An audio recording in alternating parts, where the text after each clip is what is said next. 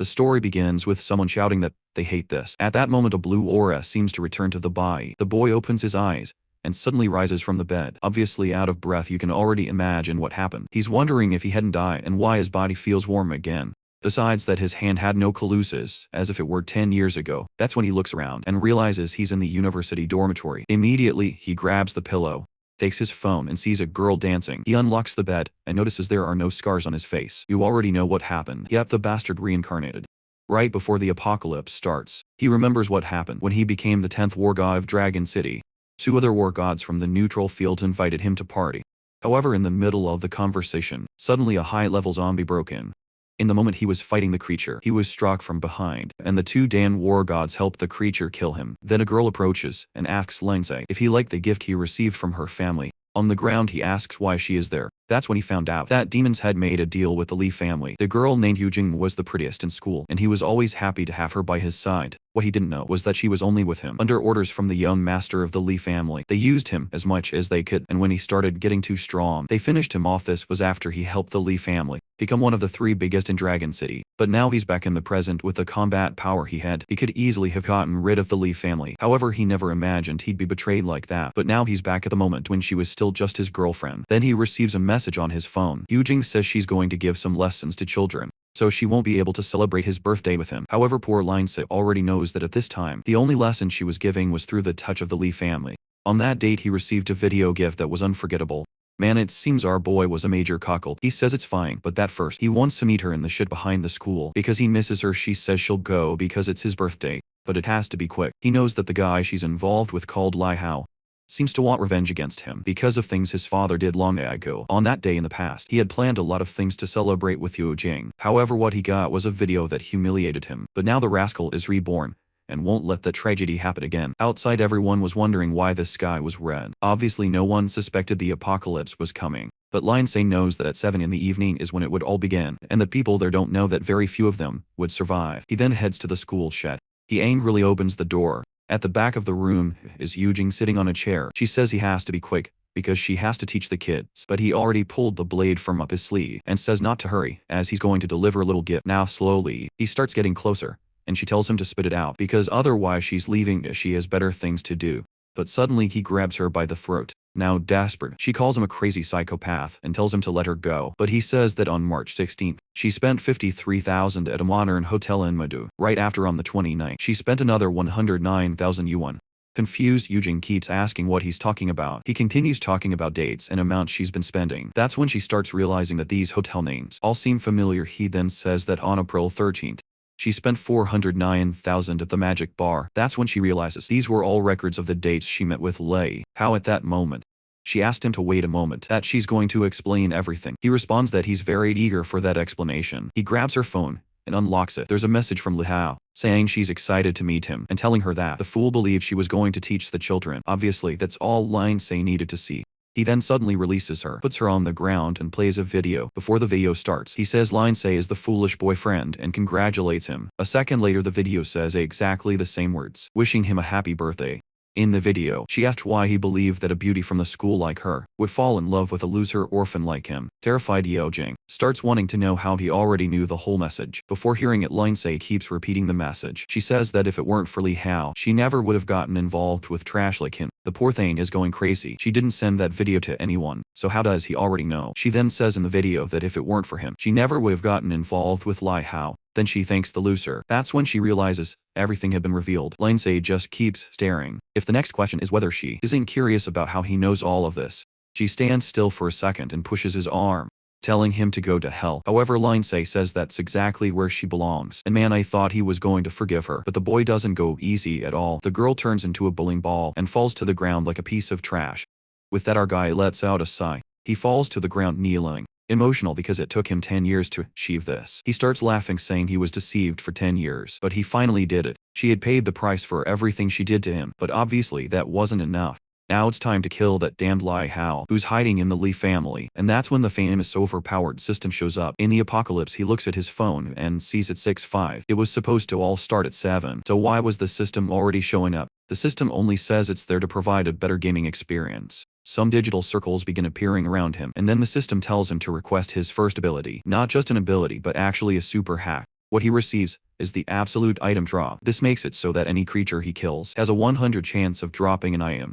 Considering that everyone else only has a 1 chance, this was clearly overpowered, while others would have to kill hundreds of zombies. For everyone he killed he gets stronger.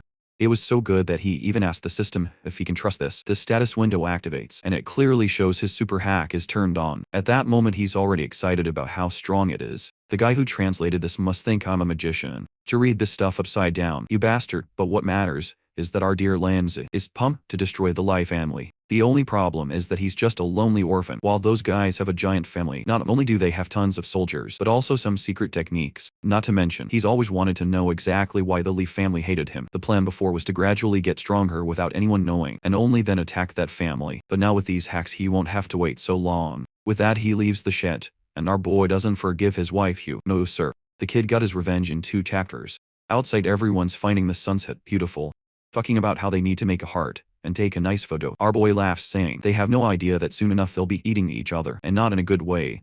But the rascal is heading to the Love Hotel. He gets there, asks for an hour in a room, 3 bottles of water and 5 buns. The guy says okay, and gives him a price of $40. Our boy says to send the talented and hardworking no. 3. Already in the room. He knows there are 5 minutes left for everything to start. He remembers that in his past life, this no. 3 became a zombie boss. Luckily he managed to finish her off. And that's how he began to evolve. Obviously, this is the best option, so he's going to repeat it, especially considering this system's talent. Someone at the door says no. 3 wants to enter for the service. She comes in all dangerous saying he's handsome, so it's going to be worth it. But she stops for a second, and is startled. She approaches our boy and asks why he's wearing so many clothes over his epidermis. She's not a traveler, but she already wants to explore the mountains, and asks what he's waiting for. But our Sigma boy tells her to take a shower first. As soon as she leaves he notices she has that rotten zombie smell. Before the apocalypse began, you could tell who was going to turn despite that smell. The trap approaches the door. Inside she's telling him to stop stalling, as she knows he wants some water fun. But our boy drags it out, so she turns off the shower. Right at that moment his phone rings, signaling it's 70. In the same second her body begins to be infected. Her pupils dilate and she starts getting green skin, already making those classic zombie noises. Our boy opens the door and sees her transforming. She reacts immediately and turns toward him, running to disarm him, but with 10 years of experience, he just gives one strike to the neck. The poor thing's head hits the floor. The system even shows the window saying she's dead. He lets out a sigh. And here comes the system, right my boy. With that he finally receives the welcome to the apocalypse game. Once it's activated, there's no stopping it, and he has to find a way to evolve. Zombies have excellent hearing, but terrible vision. 80 of the unlucky ones instantly became zombies. To help him out the system offers more tips. Killing creatures would help him level up, which would allow him to gain new abilities, attributes and talents. Besides that, every creature he killed had a small chance of dropping an item of various ranks. Furthermore, all scientific advances and human weapons were going to be useless, so it was best not to even try using them. Not to mention it would be impossible to communicate with any kind of human-made device. If you got bitten you turn into a zombie. Moreover, it was best not to go out at night, since the zombies were much stronger. The system says it's given enough tips and that they'll probably only talk again in about 7 days. The last tip the system gives is that for now, the zombies are all pretty weak, so it was good for him to take this chance to evolve a lot. Lastly, the system wishes him good luck and tells him to enjoy the game. A window then pops up for him to enter a name. Our dear Lindsay decides to use the name Yahello. Must have something to do with revenge from what the guy said. With that he is congratulated for killing a zombie and receives 1 experience point and 1 gold coin. Man, wasn't that supposed to be the zone boss? Besides that he was the first player to kill a zombie and earns the first blood achievement. In his past life he didn't get any of these global achievements, but in this one he's already gotten the first. The system announced to everyone that Yahello was the first person in the world to kill a zombie and earn that achievement. A blondie girl named Jo is shocked that she hasn't even finished reading the message and people are already killing. And another guy named Gaoji says it's crazy that someone is faster than him. In this system you can evolve strength, fine physique, and agility. He's impressed by the base stats and already knows it must be because of that achievement. Besides that, the prestige stat is used so that in the future you can get more discounts and buy different items, and the first talent also makes his first attack after midnight every day deal double damage. After going through all this system stuff, he decides to check the loot from the first zombie. He got a meditation necklace that gives 1 more mind and 10 more recovery. His eyes light up seeing that the 100 drop really works. It seems the hack is separate from the system, since it warns him to be careful so the real system doesn't find out he has it. But seeing the necklace, he knows that for now he needs to get as strong as possible, and the best place to start cleaning up is this building. He then starts walking down the hallway. Something catches his attention. There's a racket coming from one of the rooms. Slowly he approaches, turns the handle, and inside he finds a transformed guy. Obviously this is a zombie of a guy who went to the gym, so it's a bit stronger, but for him it's still extremely weak. He dodges the first attack, tucks under the second, and finishes it by going straight for the throat on the third. However, even after being struck, the creature still tries to charge at him, and the guy grabs its face, but he dodges with a quick spin. With that the second zombie was killed. However, our boy is sad that he didn't manage to kill it with just one attack. As always the 100 drop comes, and there's another low box it inside. There was a card that was a voucher for cooked steak. That when activated the food appears in front of him. Obviously it wasn't very rare, but it wasn't bad to have food either. So if he stores it in his inventory, he approaches a suitcase on the floor and takes out a photo of the guy with his daughter. Seeing that the guy had an axe, you could tell he was a mechanic. He checks room 208 and then 207. He doesn't find anything and heads to the door of room 206 and kicks it in. He shouts that it's time to clean up, but he's confused by what he sees. The couple was so eager that even as zombies, they continued their fun. Our boy even closes the door, saying he forgot the activities of that place. But he opens it again and says it's crazy they're doing that even as zombies. The angry zombie lunges at him. He dodges saying he wasn't trying to spy. The big guy keeps coming at him. He says he's too arrogant for someone so weak and delivers a blow to the head, hitting him right in the eye. The other one tries to come from behind, but the boy has swag and kills without even looking. 2 more experience points and 2 more gold coins, and best of all, 2 more loot boxes. Now the rascal realizes that this thing really works. In his past life 100 zombies were equal to a bottle of water, while in this one nothing is better than having luck on your side. He receives 2 cards that activate an ability that allows him to detect movements within 10 meters. Since he's in a place full of rooms, he uses it right away. Then someone climbs to the 2nd floor, saying the bastard is making too much noise, tells him to kneel down or he'll get smacked like a son. But Lionsay easily dodges. And if you think he's going to let that punch go for free, you're very wrong. That chubby guy spins around, telling him to stop dodging and start begging for forgiveness. Our boy says it would have been better if he had turned into a zombie, because at least that would have given him some experience. It's a pity, but he had to end it now. What a ruthless guy. He paints the corridor red. Still a psychopath. He says that in the apocalypse, he can't leave loose ends, and the reason for this death was the guy being so weak. He starts going to various rooms, knocking on the doors asking to be let in. Obviously no one opens. So he goes to another, and says the delivery has arrived, but none of that is working. As he approaches one door, he hears a disgusting sound, and he gets excited, saying there's a zombie in there. He shoulder barges the door open, and finds a big guy, already transformed inside. He tries to land a hit, but this one is agile, and manages to dodge. The zombie tries to claw him, but he ducks. Taking advantage of being on the ground, he pulls off a capoeira move. With the zombie's arms raised, he slashes its throat. With that another one is down. As always he gives another item. This time he had earned a liquor. With that he continued rummaging through the rooms. Eventually he found one for himself. Since it wasn't a good idea to go out at night, he took off his jacket, and who would have thought our boy is fully leveled up. The system notified him that he needed 6 more experience points to reach level 3. But the problem was that when he looked at his phone, he saw that 80 was approaching, and the zombies would evolve, causing him to miss the chance to level up. Knowing how dangerous it would be to survive the night without that, he rushed out looking for 6 more zombies. In the shit he saw a message from girl no. 3. That would solve the problems. If there's a no.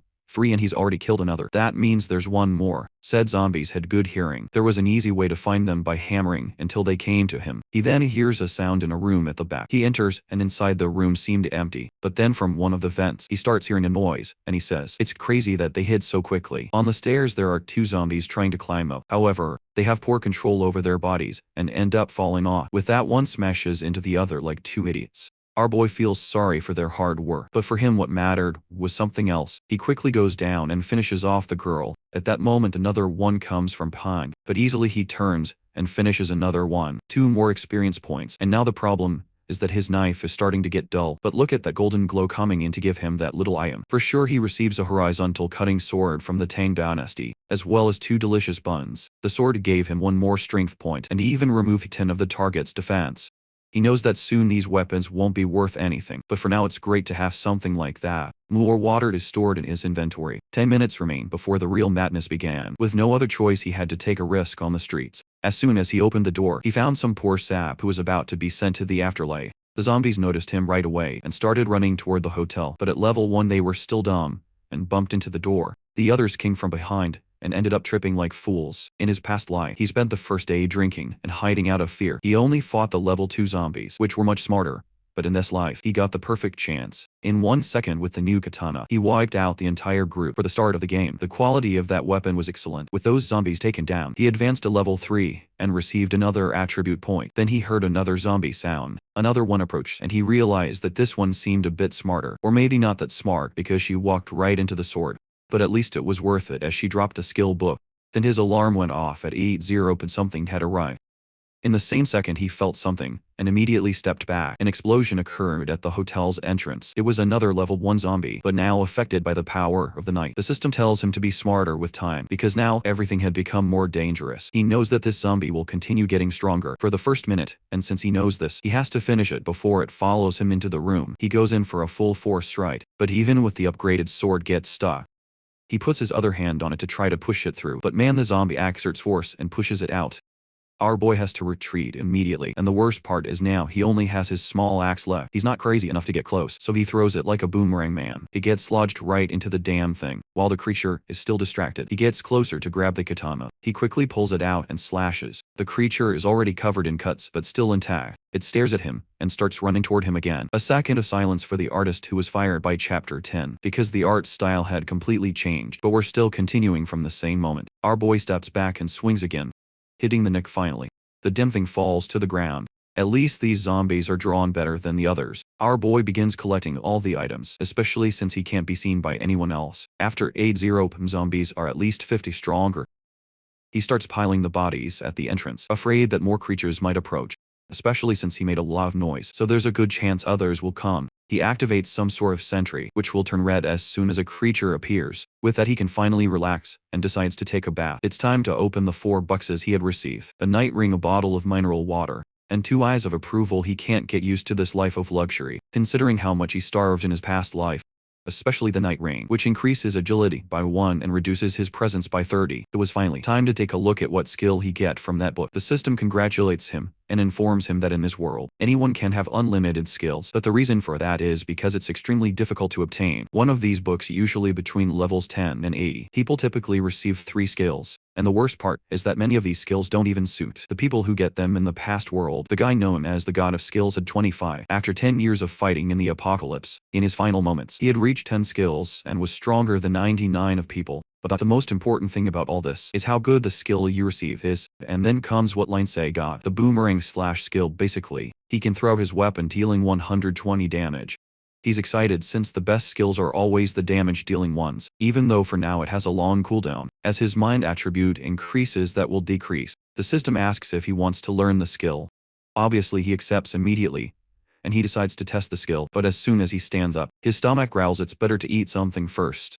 Luckily his inventory is full of options, so he eats, saying that this food tastes like something from a 5-star restaurant. Look at the boy organizing everything. Table is even clean, looking at the moon. He knows that in this life, he's going to have to do things differently or he'll fail again. He opens the system, and grabs a pen. On a sheet of paper he writes warrior and mage.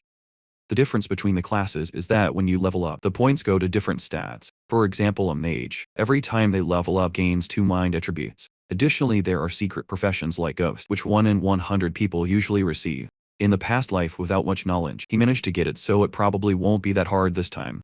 And in this world, you usually activate the profession system when you reach level 10. The ghost profession specializes in assassination and adds points to strength and agility. He begins writing down all the classes he remembers from the people who became war gods. Looking at the stats, he wonders which would be the best option.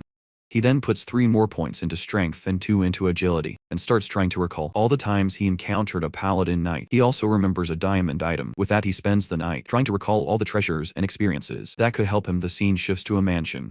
Solomon throws a vase against the wall. A blue-haired guy says he can't calm down, with the whole planet being ruined because of Yoon-Ching. Because of her delay, the material hadn't worked out, and he won't be able to finish off that Dan Lindsay. Not to mention, to him, his Dan apocalypse is nonsense.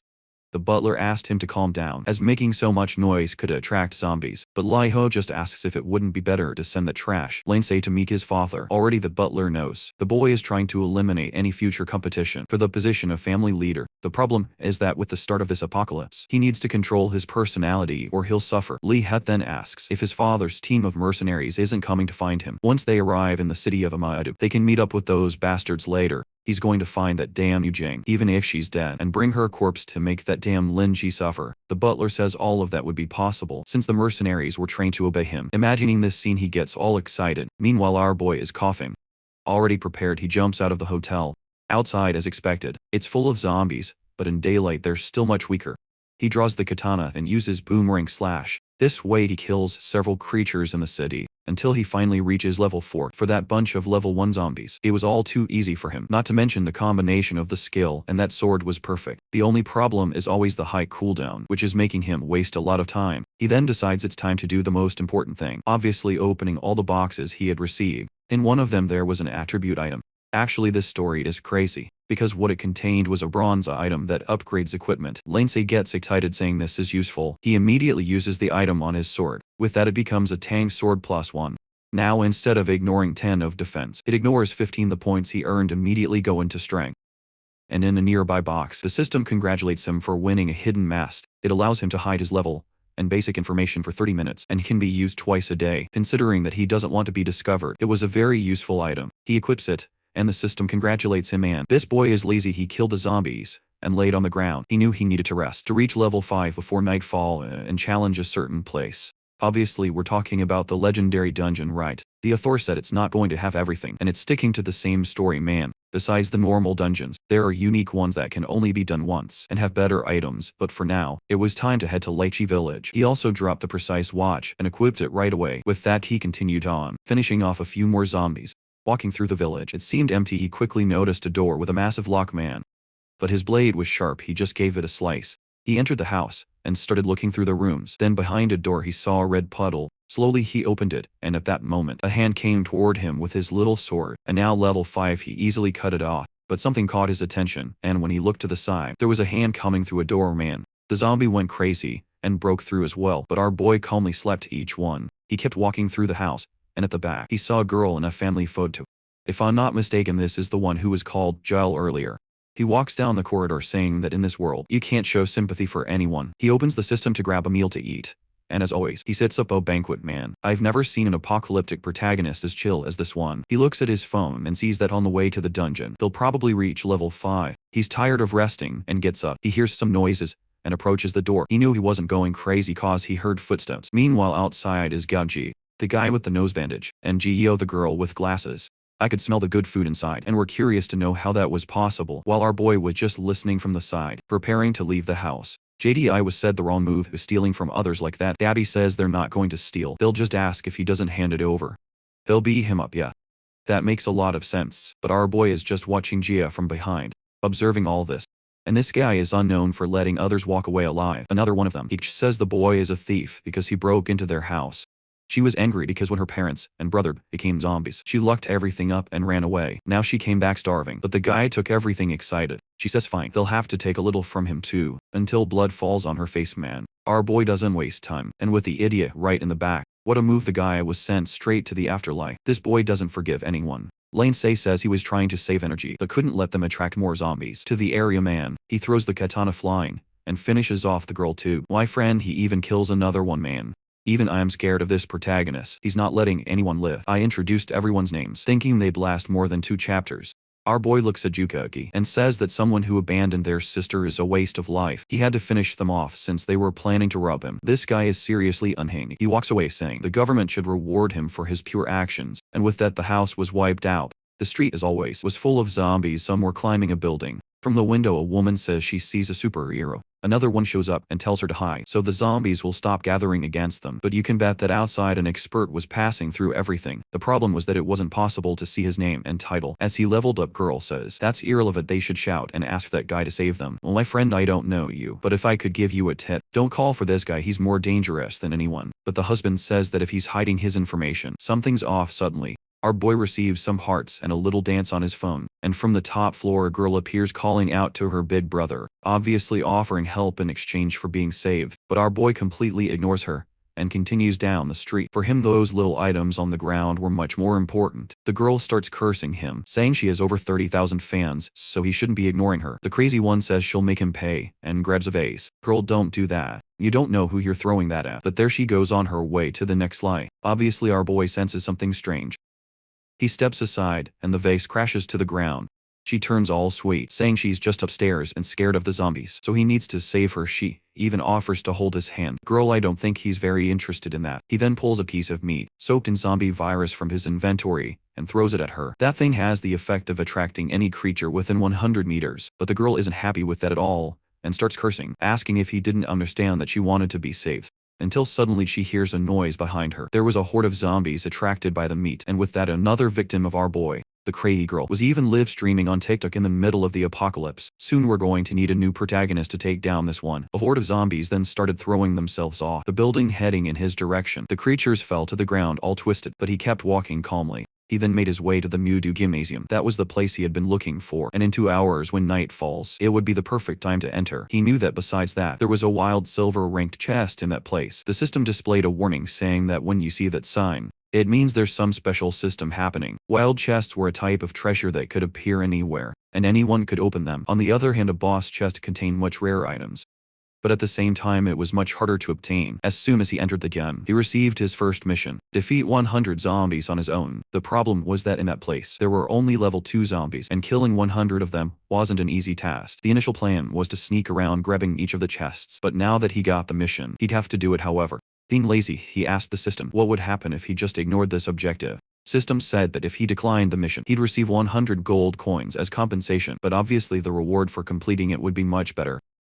He then went to a room and broke the lock. Inside, he found the basketball zombie, and it was time to start the 100 kills. As always, a step forward and a step to the face. But man, the thing tanked the stab. He had to deliver another one to the mouth. At least that bastard finally dropped the basketball. Our boy finds it ironic that the guy must have turned into a zombie while playing basketball and continue with the ball in his hand. And as always, the 100 drop box came. He gave the body a little kick and went to grab a super flashbang. Obviously it's just a flashbang, but super not much mystery there. But he got excited since for invading other people's houses, it's the perfect item. He also found the key to the gym center. That was good because he wouldn't have to destroy the door and could enter quietly without attracting everyone. With that he calmly moved in. He observed the area, which was full of zombies. In the darkness the creatures were all slow and blind. Williams ran to the ping pong table and hid underneath. From there he started counting and discovered there were 17 zombies just in that room. It was a dangerous chance, but it also meant 17 item boxes. He could be silent, no other zombie would come in. He only needed 4 more to reach level 5, and then everything would become easier. One was walking right by, and he decided that would be the first. He gave a wood to the back of its neck. The first one fell to the ground, and with a noise, all the others were alerted. They immediately turned toward Linsei. Now the horde was rushing toward the boy, but the rascal was under the ping pong table chilling. They came closer, and he whipped 3 of them in the legs. The boy jumped out from under the ping pong table with a maneuver. Not sure why he did all that swag, but he landed right behind them. He dashed forward and finished another one. With that he completed 4 zombies, and advanced to level 5. Now he needed 100 experience points to level up. Knowing he was in a tight space, he needed more agility. He placed the point and climbed onto the table. With that all the zombies started heading toward him. But since they were dumb they got stuck at the edge, and it was easy for him to whip them in the face. Meanwhile someone was watching from behind the door. A guy in a red shirt and bandana said he was an unlucky guy. And I agree with you, and if I could give you a tip, it would be to run away from here. The biggest danger has arrived. But the crazy guy was excited, thinking that a person who kills so many zombies must have a lot of resources. His plan was to wait for our boy to die so he could take everything, but that wasn't happening. The number of zombies was decreasing, and the blonde guy realized he have to help our boy die. He do the great favor of bringing more zombies to help send him to the afterlife. At that moment another one entered the room. Linsei was thinking he made too much noise. And now someone was banging on the door where the blonde guy was hiding. Seeing the door damaged, he knew it wouldn't last much longer. He needed to eliminate the zombies in front of him and quickly retreat. But at that moment 3 of them jumped at him. The parkour king pulled off another stylish move and spun away. The problem was that more and more zombies were arriving. Man, he made a shish kebab with 3 of them. He ran to rest under the table and saw that nearby he had picked up a single-use potion that would restore 20 of his energy and an additional 5 per minute. For 5 minutes for him who was tired was perfect. As soon as he got up he threw the sword, finishing off another one. This time he saw a strange black box and quickly ran to grab it. Inside there was a bracelet that allowed him to summon a spike skill once a day. He knew skill equipment was rare and equipped it immediately. At that moment the door finally collapsed and a horde of zombies began approaching. But for him who had just gotten that item, it was the perfect moment. A bunch of zombies was coming his way. He jumped onto the table and waited for them to get closer. He leaped over them all and activated the bracelet. From the ground a ton of giant spikes suddenly emerged, and he said that now the game had really begun. Several spikes kept shooting out of the ground, taking down the zombies. That ability was as powerful as a level 20 mage's. More zombies came from behind, but the spikes easily finished them off. It looked like that thing was going to keep killing, and you didn't need to do anything. You received a bunch of items and experience, and the ability went into cooldown. The system explained it would take 24 hours to use it again, but he could also use mental energy to strengthen it. And as always, it was the best time of day to collect all the boxes. He found a Fortnite bazooka that allowed him to throw any object 30 meters away, as well as boots that increase movement speed by 20 for 10 seconds. The number of attributes he had was greater than someone who had already unlocked a class. This meant that at this rate, he had at least double the status points of most people. Another wave of zombies started approaching. He loaded that piece of meat soaked in zombie virus into the bazooka, fired it, and it drew all the creatures' attention. They moved to the corner of the room, and he activated the boots ability, easily leaving the fools behind. Some time later he was sitting on the stairs exhausted. There was only 1 hour left until it 8, and he knew how dangerous this place would become. First, this lazy madman needed to find a place to rest. He kept walking down the corridors, using the master key he had received, but before opening a door, he wondered why it was locked from the inside. He knew this was the Gem's infirmary, and considering the time it closed, it shouldn't have been locked. He opened it, hoping he wouldn't find another idiot who wanted to kill him. Slowly he entered the room, and immediately there was a sword at his neck, with someone asking why he had the key to that place.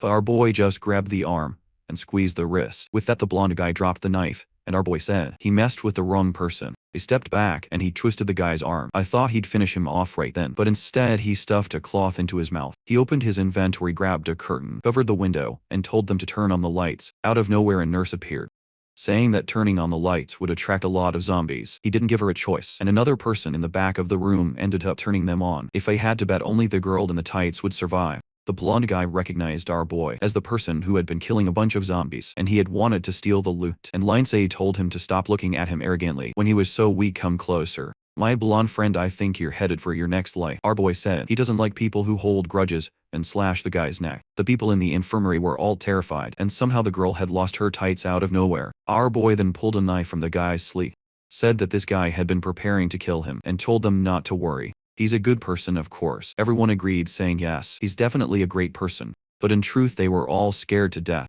Lindsay said he's a reasonable person, and that if they didn't try anything against him, he wouldn't kill anyone. Then someone stepped forward. Could it be that our boy finally gained some company? Or will there be another strike and another victim? The girl put her tights back on, came forward, and said everyone saw that the boy deserved it. She asked the others, and they agreed, saying yes, of course he deserved it. Lindsay smiled, saying it was good to know everyone agree with him. He realized he was much more tired than he had been in the morning. As a good lazy person, he told everyone to clean the room, because he wanted to rest. Obviously no one was going to go against the boy. He wrapped the blonde guy up and buried him in the ground. Our boy was just watching the queen of the tights, saying he had seen her somewhere before. She was still at level 0, and her name was Jamyaxu. When he saw the name, he seemed to recognize it. In the past life, when he was down and out, she had already received a legendary profession known as the God Doctor. All messed up. He had told her he'd do anything if she could heal his wounds, but she warned him that the wound on his face involved the soul and couldn't be treated. Every time he was messed up, he found her and asked for treatment. Her weakness was that even though her profession was really good, it made her nothing more than a tool for others. She remembers that in the future, she ended up becoming a very different person than she is now. Maybe it was fate that brought them together again. Suddenly they heard a sound coming from the air outside the door. Everyone armed themselves, watching to see what would appear, while Lindsay was calmly looking at his watch.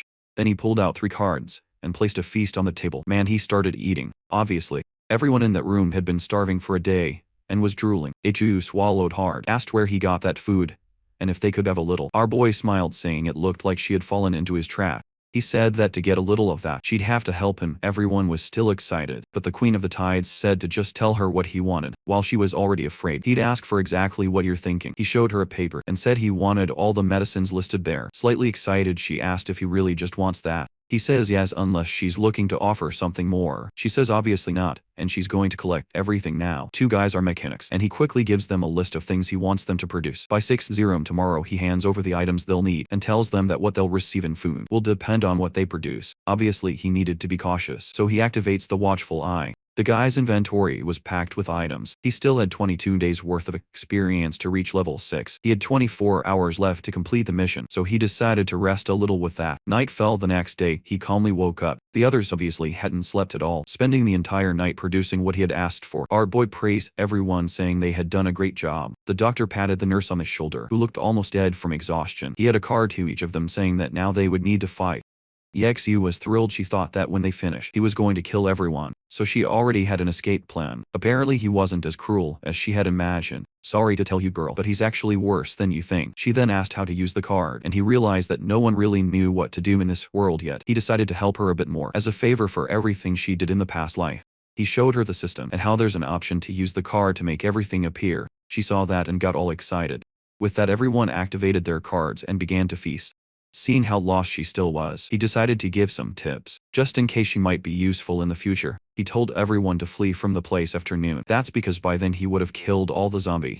It reminded them not to forget the time. It told them to be careful since there were a lot of zombies outside. However, he said she should worry a little more about herself. When he stepped outside, indeed, it was full of zombies, and there was a horde nearby. But after a whole night of rest, he was ready. He struck the first zombie and it dropped a fishing rod. He didn't let the body hit the ground, trying to attract as few zombies as possible, and with that he started cleaning up the corridor. It didn't take long before he was heading toward the door. He opened the list, and wondered how the zombies were pulling this off. While being dead, the poor zombie was just chilling in the bathroom, but as soon as our boy approached, it turned and started running. However, with its pants down, it fell to the ground like an idiot. Lane Say finished off another one. He had to be careful because in the gym, people had more trained bodies, so it was common for them to also be stronger. He then saw the women's restroom. He approached cautiously, worried there might be someone alive in there, and he snapped back to reality, thinking it's the apocalypse, and it didn't matter if he liked the women's restroom or not anymore. He slowly started entering. He didn't find anyone at first and began checking each stall, until in one he heard the sound of two creatures. When he opened it, he saw that the romance had continued even after death. It was a shame, but he had to end that connection. They sensed the attack, but easily missed. There was a bottle on the ground, and once again they tripped over it. With that he finished off another two. This guy isn't quite right in the head. Even started taking pictures of the couple. He strangely seemed to recognize them. It seems that in the past life, they always hunted together and had a kind of synergy that made them unbeatable, but it was a shame that this time, they died on the third day without accomplishing anything. As always, it was time to check the loot box. It was a fusion card that allowed him to combine two items to create a new one, possibly even upgrading to silver rank. He then looked back and saw a strange light coming from one of the stalls. He approached it and saw a chest floating above a pentagram. That was the wild chest, and he would need to stay there for 30 seconds to open it. He waited for a bit, and a green apple appeared. He started praying that it would be some kind of strength or agility item. He checked the description, and the item increased his physique stat by 2 attribute points, which was basically hell. He would have preferred agility, but at least it wasn't that bad. He washed the apple and ate it right away, excited that in this life he's eating much better than in the past. He left the restroom, thinking that this place was giving him a lot of good stuff. Outside he encountered another crowd man. This time he really saw a whole crowd. He moved to a corner to avoid attracting all the zombies at once. As soon as 2 of them approached, he whipped them in the neck. 2 more came and they went down 2 man. This kid is making it rain with these creatures. He's spending all the resources. He gets some strength inside a box. He found a lion bracelet. It gave a 10 chance to intimidate a person for 1 second, causing their movements to freeze. The system then showed all the equipment slots and explained what could go into each one. He immediately equipped the lion bracelet. Slowly he resumed walking through the gym, casually sipping a juice. That's when he opened a room full of zombies, or maybe dead doctors. I'm not sure. He comes to the conclusion that, based on the injuries and the way the disaster was caused, it could only have been a zombie boss type of creature, much stronger than others of the same level, and one that usually feeds on humans, and the absence of humans even feeds on other zombies. The stronger the creature, the easier it is for it to become a zombie. That's why I have a trillion mosquitoes. Only one turns into a zombie, and usually mutated animals also hunt zombies. Then he notices something. Based on the numerous cuts on the body, it seemed like a zombie cat had done this. This was always one of the types he hated most, since they had extremely sharp senses. If that creature was around, it probably already knew about him, so maybe he walked into a trap. He focuses trying to notice if something's approaching. That's when something seems to alert him. The second he opens his eyes, he almost gets grabbed by the cat. He barely dodges, and throws his boomerang sword. Not only was that a mutant creature, but was also a boss. The creature had incredible agility, and could create false images, reducing damage by 50. It also had talents for a sharp attack, and heightened vision. The list of attributes for this thing was long, and Lion Say knew this meant it would also give a good reward. Even though it was a difficult creature, he still had 10 years of experience fighting things like this. The hack system detected the zombie cat and gave him the mission to kill it. The mission was called the Ungrateful Zombie Kitty. That's because the gem used to rescue several cats from the city. But after the apocalypse started, and one of them turned, it went on a killing spree. The mission would give him the same amount of experience as killing 100 level 1 zombies, and the true system kicked in. And then the hack system reactivated the mission, boosting the reward. Now, instead of earning 100 experience, he would get 300, and he had 24 hours to complete it. He started finding it strange that this system was being so generous. He remembered that in the past life, the system was full of tricks. I had always promised things would be easy, but when you got there it was an invincible creature. At first a one-item drop chance didn't seem so unfair. But when people started forming groups, everyone realized the rewards weren't enough. However, he, on the other hand, was getting extremely good missions compared to normal. Obviously accepted it, he had 24 hours to kill this ungrateful cat, which was calmly licking its paw. He knew this animal was a counter-attack specialist, so he couldn't just charge in. So he sat down, pulled out his phone, and started reading a manual. When he laughed, the cat lost its temper, stood up, and jumped at him. At the same moment, Lindsay also stood up and jumped back, dodging the attack. He transformed his phone into a katana, and the cat retreated, but then it came at him again. Once again he dodged and found an opening to strike its back, but the cat smiled, saying that although he was clever, he never imagined it already knew his moves. It dodged again, but our boy found a chance to cut its claws. Immediately, the cat said it wouldn't forgive him for hurting it like that, but our boy just said that without claws, it couldn't win. Suddenly, the cat activated an eye ability. Our boy knew that would pull him into an illusion. He found himself in another world, with a giant cat full of limbs on its face. But for him who had lived 10 years in an apocalypse, this was nothing. The cat was confused that the boy wasn't scared. Our boy slashed its eye, breaking the illusion. At that moment the creature tried to flee. But of course he wasn't going to let it escape. He threw his boomerang sword, whipping it in the neck, and the boss was killed immediately. He completed the mission, gained a ton of experience, leveled up, and even earned an achievement. Everyone in the city was trying to figure out who this guy was, receiving announcements all the time. Yahello thinks it's cool to have a girl saying she wants to marry him, even though she doesn't know who this crazy guy is. Another person says they prefer to stay anonymous. Meanwhile, someone drinking wine knows that the name means he's probably from Dragon City, and having an expert like him in their group would drastically increase their survival chances. All this commotion was because everyone found out he killed that beast. He knew that the more attention he attracted, the more he would have to hide. Suddenly he pulled up a chair and sat down. Obviously the lazy guy needed to rest a bit. After the fight, he was impressed he managed to win without getting too injured. But you have to be more careful for killing the first boss. He earned 1000 prestige points and 1000 gold. At that moment he had a total of 2000 prestige, 5000 gold, and 4 attribute points to spend. The bronze element title gave him +2 in all attributes, and reduced the resistance of all other creatures by 5. However, to equip that, he'd have to give up the first kill title, since it gave more attributes. He ended up switching and wondered how strong he would be when he changed professions. Half an hour passed. The boy was so lazy that he rested before going to claim the chest. Inside it he found a zombie kitty horn. When blown, it allowed him to summon a zombie cat to help him for 30 minutes, every 48 hours. The good part was that the cat would have 60 of his protagonists' strength, and everything it killed would count for him. The only downside was that the key wouldn't have the 100 drop rate. But for him who was walking around alone, having a companion to distract the creatures would be perfect. Of course he knew that the claw, eyes, skin, and everything else from that cat could be used to make good items. So he tossed the carcass into his inventory. A while later he headed to the warehouse, because he remembered that's where the silver chest was. However, when he opened it, he was horrified. It was full of skulls and some eyes scattered on the floor. It seemed like the zombie cat was the one who had done all that. Only in the apocalypse could there be a creature that collected everyone's eyes. He knew that this little thing liked to hoard, so he started looking around to see if he could find more treasure. He spotted a dumbbell stuck on a treadmill and wondered if that was the cat's toy. Besides that amazing innovation, there wasn't much else in the room. The only thing left to check was what was under that white sheet, and to no one's surprise, there was the silver chest that should have been in that room anyway. He gained 20 prestige points for finding it, but it would take 60 seconds to open. I don't know why they put a timer on it, when they always managed to open it on time. Inside he found a white cloak and a skill book. The book granted him the double slash ability, which caused an explosion, dealing 70 of his attributes. Tricky part was that you needed to land both hits, but he was confident in that. Immediately, he learned the skill, and out of the 5 skills he could equip, he now had 2. He also received the white wing cloak, which allowed him to glide once every 20 minutes. Look at his inventory, already getting fully equipped. However, the design of this thing is awful. It looks like a half-blood chicken. He said the plan was just to kill Lai Hao and leave the rest of the family alone. But why do that when you could send everyone to hell? And my friend, this boy isn't exactly a good guy. Now the only thing left in that place was to complete the mission of killing 100 creatures. He entered a room and closed the door. He knocked on the wood and all the zombies turned toward him. He activated the chicken cloak effect, saying he was eager to test it out. He jumped in front of the zombies, and the boy took off. He swooped down like Michael Phelps in a dive, landing a hit on their heads. He gained momentum gliding to the other side, while looking stylish. Man, this gliding is more like flying. He's just hanging there in the air. Then he said it was time to test out the new ability. He pointed at the zombie, and unleashed a slash in its direction. 2 zombies were instantly taken down, and man, that ability really caused an explosion. Even he was surprised by the mess he made. His endless glide finally ended, and he had to land to avoid being thrown far. He was impressed that the zombie resisted much more than he expected. This ability had the same speed as the boomerang, but it was way more destructive. Now that he finished his experiments, it was time to start taking things seriously. We saw a bunch of modifications of him receiving gold. He kept clearing the entire den, farming the whole place in no time. There were piles of zombie corpses, but he started to realize his luck was running out.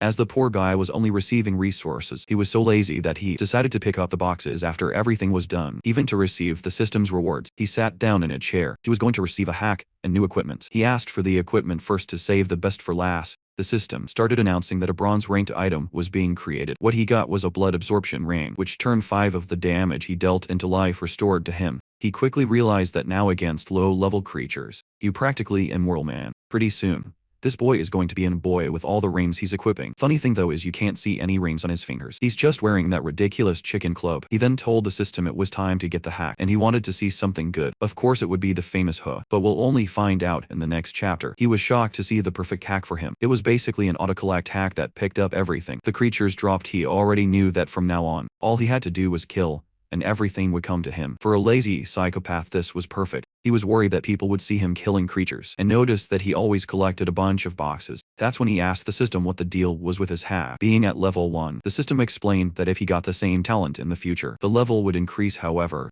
he was more excited to get something different next time. He looked at the pile of dead zombies and decided to do a test. As he walked among the bodies, all the cards automatically went to him, and the hack was so good they even organized his inventory for him. Now it was perfect for anyone with a all nice and tight side by side. That's when he realized he'd been in this place for too long. He needed to head to the Lee family's village and start his revenge. The scene shifted to the Lee mansion. Lee Hao was lounging on the couch, happy as can be while everyone else was suffering in the apocalypse. But suddenly he glanced at the claw. He got up and slapped the first person he saw, demanding to know where those 2 idiots had gone and why they hadn't arrived yet. The butler explained that the 2 guards being sent to him had encountered a horde of creatures at the university and would be delayed. Leo was furious with those damn zombies for ruining all his plans, even more considering that he killed one of those zombies and didn't get any experience. What he did was ask the bodyguards to leave some zombies almost dead, just so he could deliver the final blow, but he wasn't sure why he received so little That's when they heard a sound nearby. Someone had arrived at the door. Props to the forgetful artist who suddenly changed the kid's hair from blue to blonde. After 30 chapters he asked Ron, standing in front of him, if she had found the damn girl and that orphan. Ron replied that they found the girl, but the boy had already disappeared. The blonde told him to bring her in because he wanted to scold her for hiding, but Ron threw the suitcase on the ground and said she was already dead, and that she was inside. The blonde's face changed instantly. Looking horrified, Ron explained that they found her body in the warehouse behind the school, and next to it was a man's bloody clothing. He also noted that she seemed to have been tortured in all the most painful places. Before she died, Ron was about to explain more details, but Li Hao ran off asking for a bucket. At that point, Rong said that whoever did this probably hated the girl a lot. He added that whoever did this might come after Li Hao as well. Li Hao dismissed the idea, saying it must have happened because she was the prettiest girl on campus. Then he remembered that the person who probably hated her the most for everything she did was Lion Se. But it was impossible that Lion Se was that strong, being an orphan without anyone's support. They still hadn't revealed the big surprise, so there was no way Lion Se could know she had been betraying him. Ron asked if this Lion Se was the son of Lin Jian. Li Hao said yes, and Ron replied that whether strong or not, Lin Si had someone extremely skilled helping him. Maybe the 100 bodyguards they brought wouldn't be enough. Li Hao asked how that was possible. If Ron was one of the top 10 strongest in Dragon City, he ordered Ron to either go back to training or bring more bodyguards. Do whatever it took to make sure he didn't die. Ron reassured him not to worry, that he would risk his life to protect him. And Ron said he's willing to die for this kid. Clearly he's not too fond of living. Meanwhile in the forest, zombies were falling one after another. Our boy had already reached level 8. He was impressed by how quickly he was leveling up without even entering a dungeon. And now they were standing face to face with Li Hao's mansion, eager to settle the score with the bastard. At the mansion, troops were patrolling everywhere. Our boy was expertly hidden up in a tree. He climbed down, crossed the lawn, and pressed a secret lever. With that, a passage that few knew about opened up. Even with so many guards in this place, they didn't stand a chance against someone who knew everything. As he got closer to the house, he observed in hiding. He quickly recognized the group as part of the mercenary guild. In his past life, this was the group Li Hao trusted most, and the one he hated the most. It's a shame that he had been watching this family for a long time. So far, the troops seemed well organized and he hadn't found any weaknesses. But then something caught his attention. He recognized that man as the infamous Rong Zhang. In his past life, this guy became a war god, and was always the leader of the mercenaries. Eventually Li Hao ordered this guy to hunt him down. Many times he found himself surrounded. Rom was definitely one of the worst enemies he faced. However, he had escaped Rom so many times that the guide even earned the title of the Disgraced. It was probably fate that they met again like this. At that moment Rom sensed something. He turned around, and our boy barely managed to hide. It was dangerous, but it would be perfect if someone so crucial to this family died. Early on he put on the mask that hid his presence, and at that very moment the guards passed right by him. I knew that thing helped hide his presence, but damn, the guy was standing right there, and nobody saw him. Our boy was anxious not to miss this opportunity, but Ron remained alert, wondering why he had this feeling that someone was watching him. He told the others to increase security around the place, thinking he needed to kill whoever was nearby. Time passed, and it was already midnight. On the sofa in the living room, Leho said it was ridiculous to think someone was out there. He was sure there were only zombies outside, but Rong said it was better to be cautious, because he was certain they were being targeted. Leho threw his watch on the floor, calling the guy a bastard for taking so long to come and kill him, making him lose sleep. One of the servants said that if he was so bored, they could find something for him to do. The excited one said she had an idea, and asked Rong if he hadn't captured a zombie today. Ron confirmed that he had, bringing it in for analysis, thinking it might be useful in developing new weapons to fight zombies. Li Hao said there were plenty of zombies outside, and he wanted to play with this one. Ron knew it would be dangerous, but figured it might be a good way to calm the boy down a bit. Li Hao said he wasn't going to take any risks in this game, and besides there were plenty of people in the village. Ron looked at the man next to him and told him to bring the zombie they had captured. A while later a muscular zombie was brought in, restrained by chains with several men struggling to hold it down. Clearly this creature wasn't at a normal level. Li Hao, however, didn't hesitate and ordered them to bring the large cage. Inside were 6 girls, all staring at each other, trying to figure out what was about to happen. As soon as he rang the bell, all of them flinched in fear. The girls were going wild, banging on the bars of the cage. It was clear that Li Hao also had some mental issues. It seemed like this was an apocalypse for people with an IQ of 16. With that he handed the key to one of the men, telling him to open the cage because he wanted to play a little game. The men entered and brought the zombie in. Li Hao told them to place it at the entrance, remove the chains, and throw it inside the cell. Suddenly a man knelt down behind him, begging him not to do it, because it was too cruel. Another man in the suit apologized for the kneeling man, explaining that he was new to the place. Li Hao approached the man and asked if he was trying to give him orders. The man on the ground kept repeating, begging for the girls' lives. The other beside him quickly added that he would never dare to give orders. To the young master Li Hao smiles, saying it was nice to see someone brave enough to challenge his authority. Since the man had the courage to stand up to him, it was time to test if he was as strong as he seemed. He then ordered a few men to suppress him. One of them stepped forward to punch the guy in the face, but the man easily blocked the first hit. Li Hao watched with interest, finding the situation amusing. Still on his knees, the man twisted the attacker's arm, causing him to wince in pain.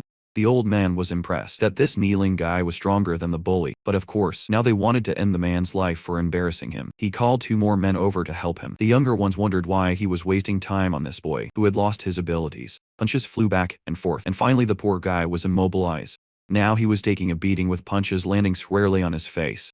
The guy turned into a punching bag. However, Wai Hao ordered them not to kill him. Since he wanted to protect these girls, it would be perfect for him to watch them all die. The poor girls stood there frozen, not doing anything, and the men started releasing the zombie man. They were really going to throw the beast in there. What a cruel world. The zombie wasted no time and was on the first girl's neck in seconds.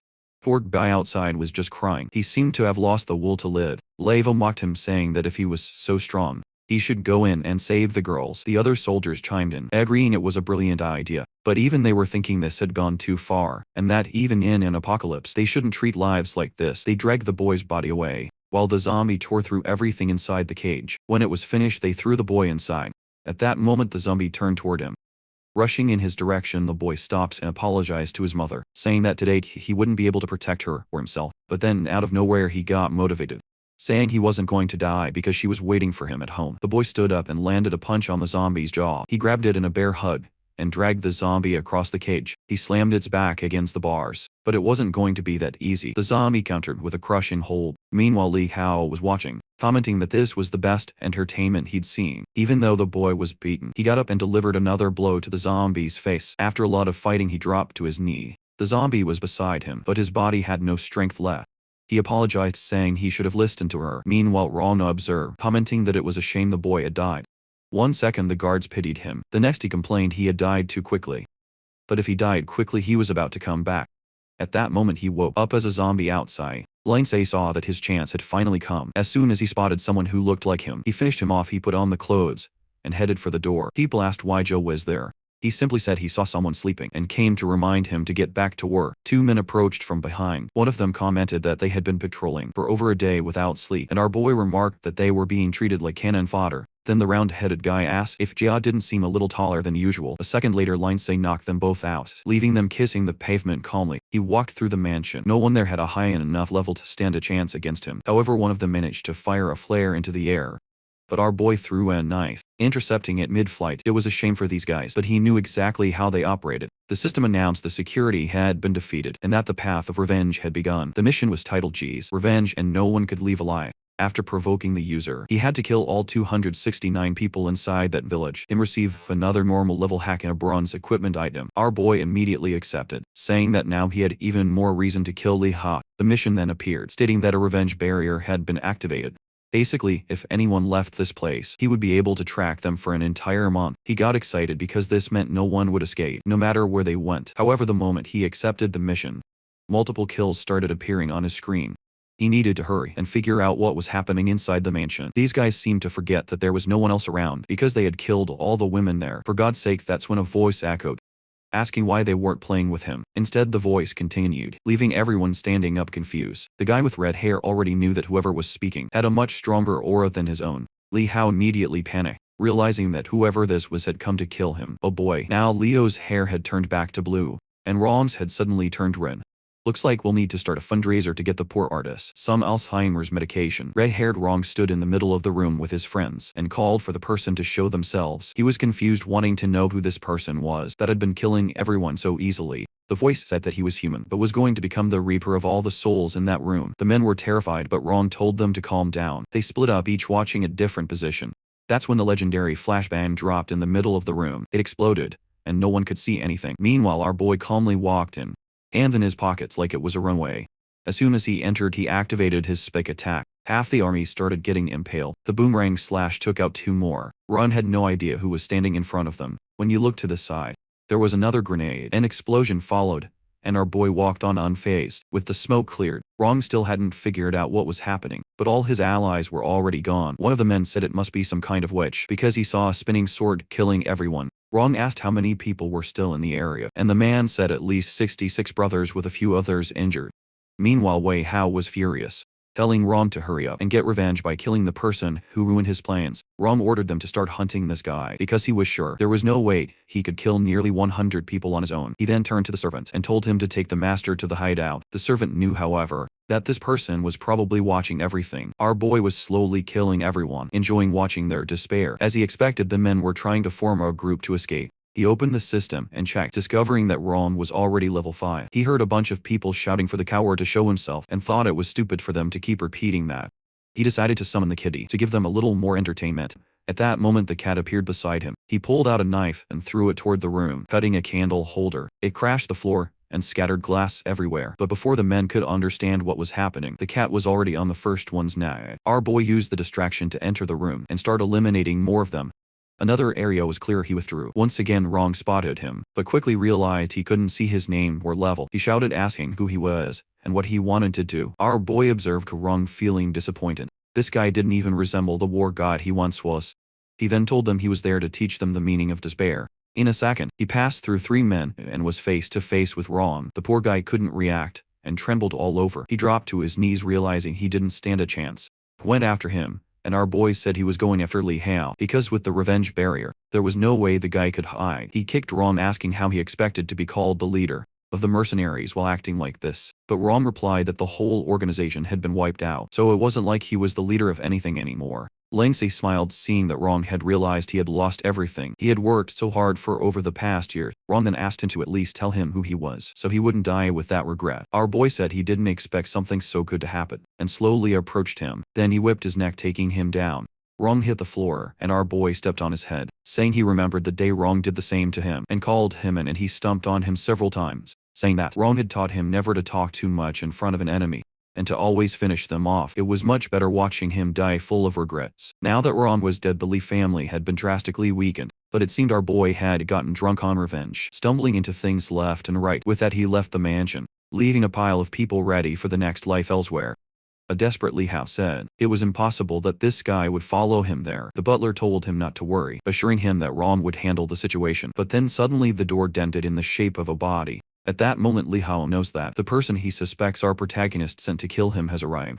The butler tells him to calm down, that he sent the rest of the people to the secret base, so no one will imagine they are there. Li Hao is furious, wondering how that Dan orphan found such a strong assassin. The butler asks if it could be a secret card that his father, Lin Qian, had left behind. However, Li Hao insists that it's impossible. After they killed his father, they left nothing for that boy. If it weren't for the boss's insistence, they wouldn't even have left a descendant. Our boy drags the man away from the middle door and announces for everyone to hear that he now understands everything inside. Li Hao asks why he's hearing Linsei's voice, and our boy says that apparently he's been a target since birth. There were still many things he didn't know from inside. Li Hao yells that he should have killed that brat when he had the chance. However, our boy wants to know who Lin Jian was and why they wanted to wipe out the entire Lin family. Li Hao laughs, saying it seems that the orphan really knows nothing about his father, and Li Hao confesses that his father was about to get promoted. When Lin Jian, our boy's father, reported him, this ruined all the Li family's plans and business, which is why they made sure the entire Lin family was killed. At that point Li Hao says it's time for our boy to answer, and asks where he found this professional assassin. But our boy replies that it's useless for him to know, as the entire Li family will disappear. Li Hao laughs, telling him to keep dreaming. Until our boy kicks the doorknob. With that the door opens, revealing the little kitten next to him. Man, the poor butler comes rushing to punch him. Even lazily our boy dodges. The kitten leaps in his direction, and what do you know, bam! The butler punches the little guy. The 30 minutes of the kitten were up and he begins to disintegrate. At that moment our boy moves to his face, removes his mask and says, Linsei has arrived. The old man is startled, asking if he was the assassin behind all of this. And at that moment Li Hao realizes he messed up. The butler says it's impossible that a kid like him could have killed someone as trained as Wrong. Our boy warns the butler that the Li family's martial arts have become irrelevant. In the apocalypse, Io keeps protesting, saying it's impossible for him to have gotten this strong alone. Our boy tells him that now he's going to find out if he's strong enough to take them both down. Then he lunges at the butler. He brings both arms together and blocks the punch. Man, he's still holding up. What a guy. Our boy is impressed, saying that not even Wrong could have withstood a punch like that. That's when the old man decides to show his true form. He destroys all his clothes, becoming ridiculously muscular. Our boy draws his sword and slashes at him. The butler calls him despicable for fighting dirty, but he simply responds that in an apocalypse, anything goes in that moment.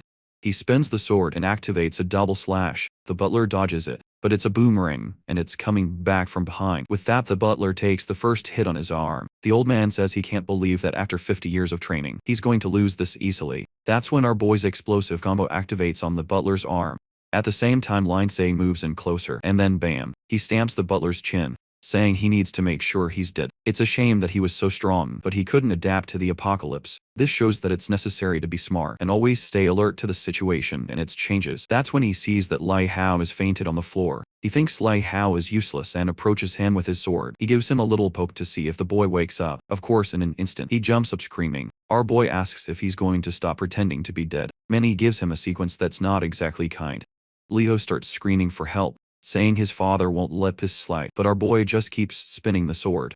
Leo begins to beg him to finish him off quickly. Linsei tells him not to worry, he won't forget to do that. He then pulls out a blunt knife that can't cut properly and gives the first strike to Leo's thighs. Armoy apologizes, saying that unfortunately this apocalypse is full of bad weapons, but sooner or later he would get it right. He promised, and then he strikes again. Our boy says it's a shame. Li Hao will never feel even one of what he suffered for 10 years. Confused, Li Hao asks what he means by 10 years, considering he'd only started messing with our boy 3 years ago, and thinking about ending him. Our boy tells him to stop with the stories, because it's time for some fun. He gives him a lash here, then another one there.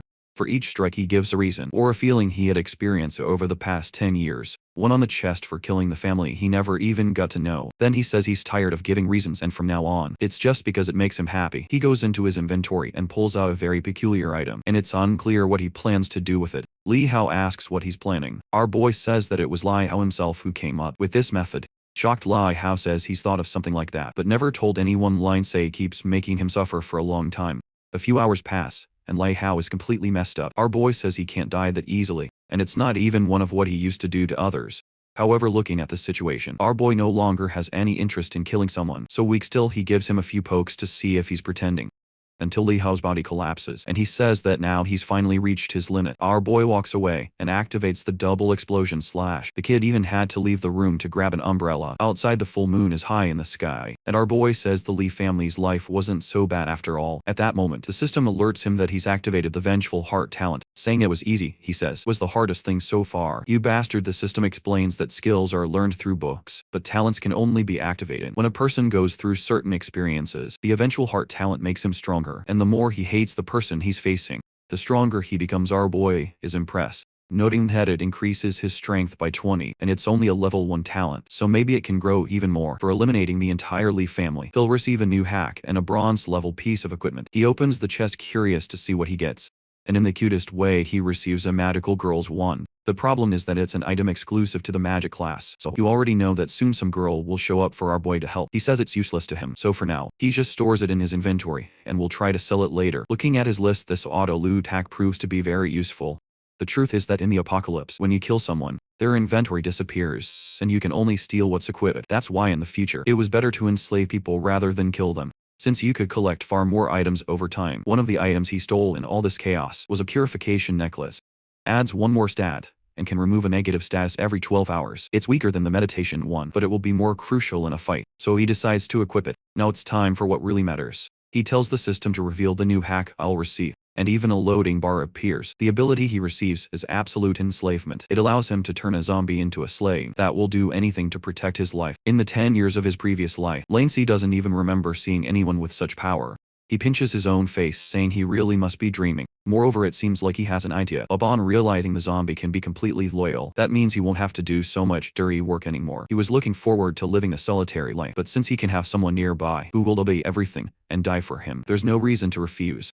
Not to mention, it's hard to imagine how strong this talent would become. If it levels up, the system explains that the more zombies he enslaves, the more he can control. Our boy already imagines himself with an army invading the city. However, he knows this isn't realistic. For now, the best idea is to find one of the zombies that will become a zombie king in the future, as those have potential. The problem is not knowing if they'll have the same opportunity by becoming his slave, but for now, it's time to check out the Li family vault, because he knows the Li family is famous for its treasures. The problem is that when he enters, it's full of millionaire things that have no value in this world anymore. Strangely, he decides to spend the money on the paintings because he knows they'll be of some use. After taking what he thinks is useful and destroying the rest, he leaves, saying it was night time, and the zombies would be more dangerous, so there was no reason not to spend some time in the luxurious villa. However, what he doesn't know is that in the room he's entering, there's a zombie standing in the middle. What's strange is that in theory, he kills all the people in that village, but then he finds that poor zombie that died in total suffering. The zombie's attributes were enhanced because it was nighttime, but it had an epic rank talent that would increase its power as it leveled up. Our boy, seeing the stats, already knows it's a good target to use the new enslavement talent. What's strange is that the creature is just standing there, doing nothing. Lindsay even finds it odd and tells the guy he's a zombie, asking if he's not going to bite him. But seeing that the zombie has a mind stat of 3, he assumes the guy must have been pretty dumb as a human or something. He asks the system if he can really enslave that zombie, since it has a lot of stats. The system says yes, as it still has fewer stats than our boy. Whoa, he gets thoughtful. That mind level is very low, but with no choice and wanting to get stronger quickly, he tells the system that he wants to enslave that monster. The screen pops up, and he clicks yes. Suddenly a red energy begins to surround the creature. However, he notices that the zombie seems to be resisting somehow. He's startled, and out of nowhere, he sees the zombie calmly scratching its head, and a window appears asking him to give the creature a name. Man, what a cruel guy. Since it's tall and strong, he names it Big Idiot. The system congratulates him for successfully enslaving Big Idiot. Another attribute window appears for Big Idiot, and man has everything a person has. However, the system warns that he can't gain prestige or use an inventory.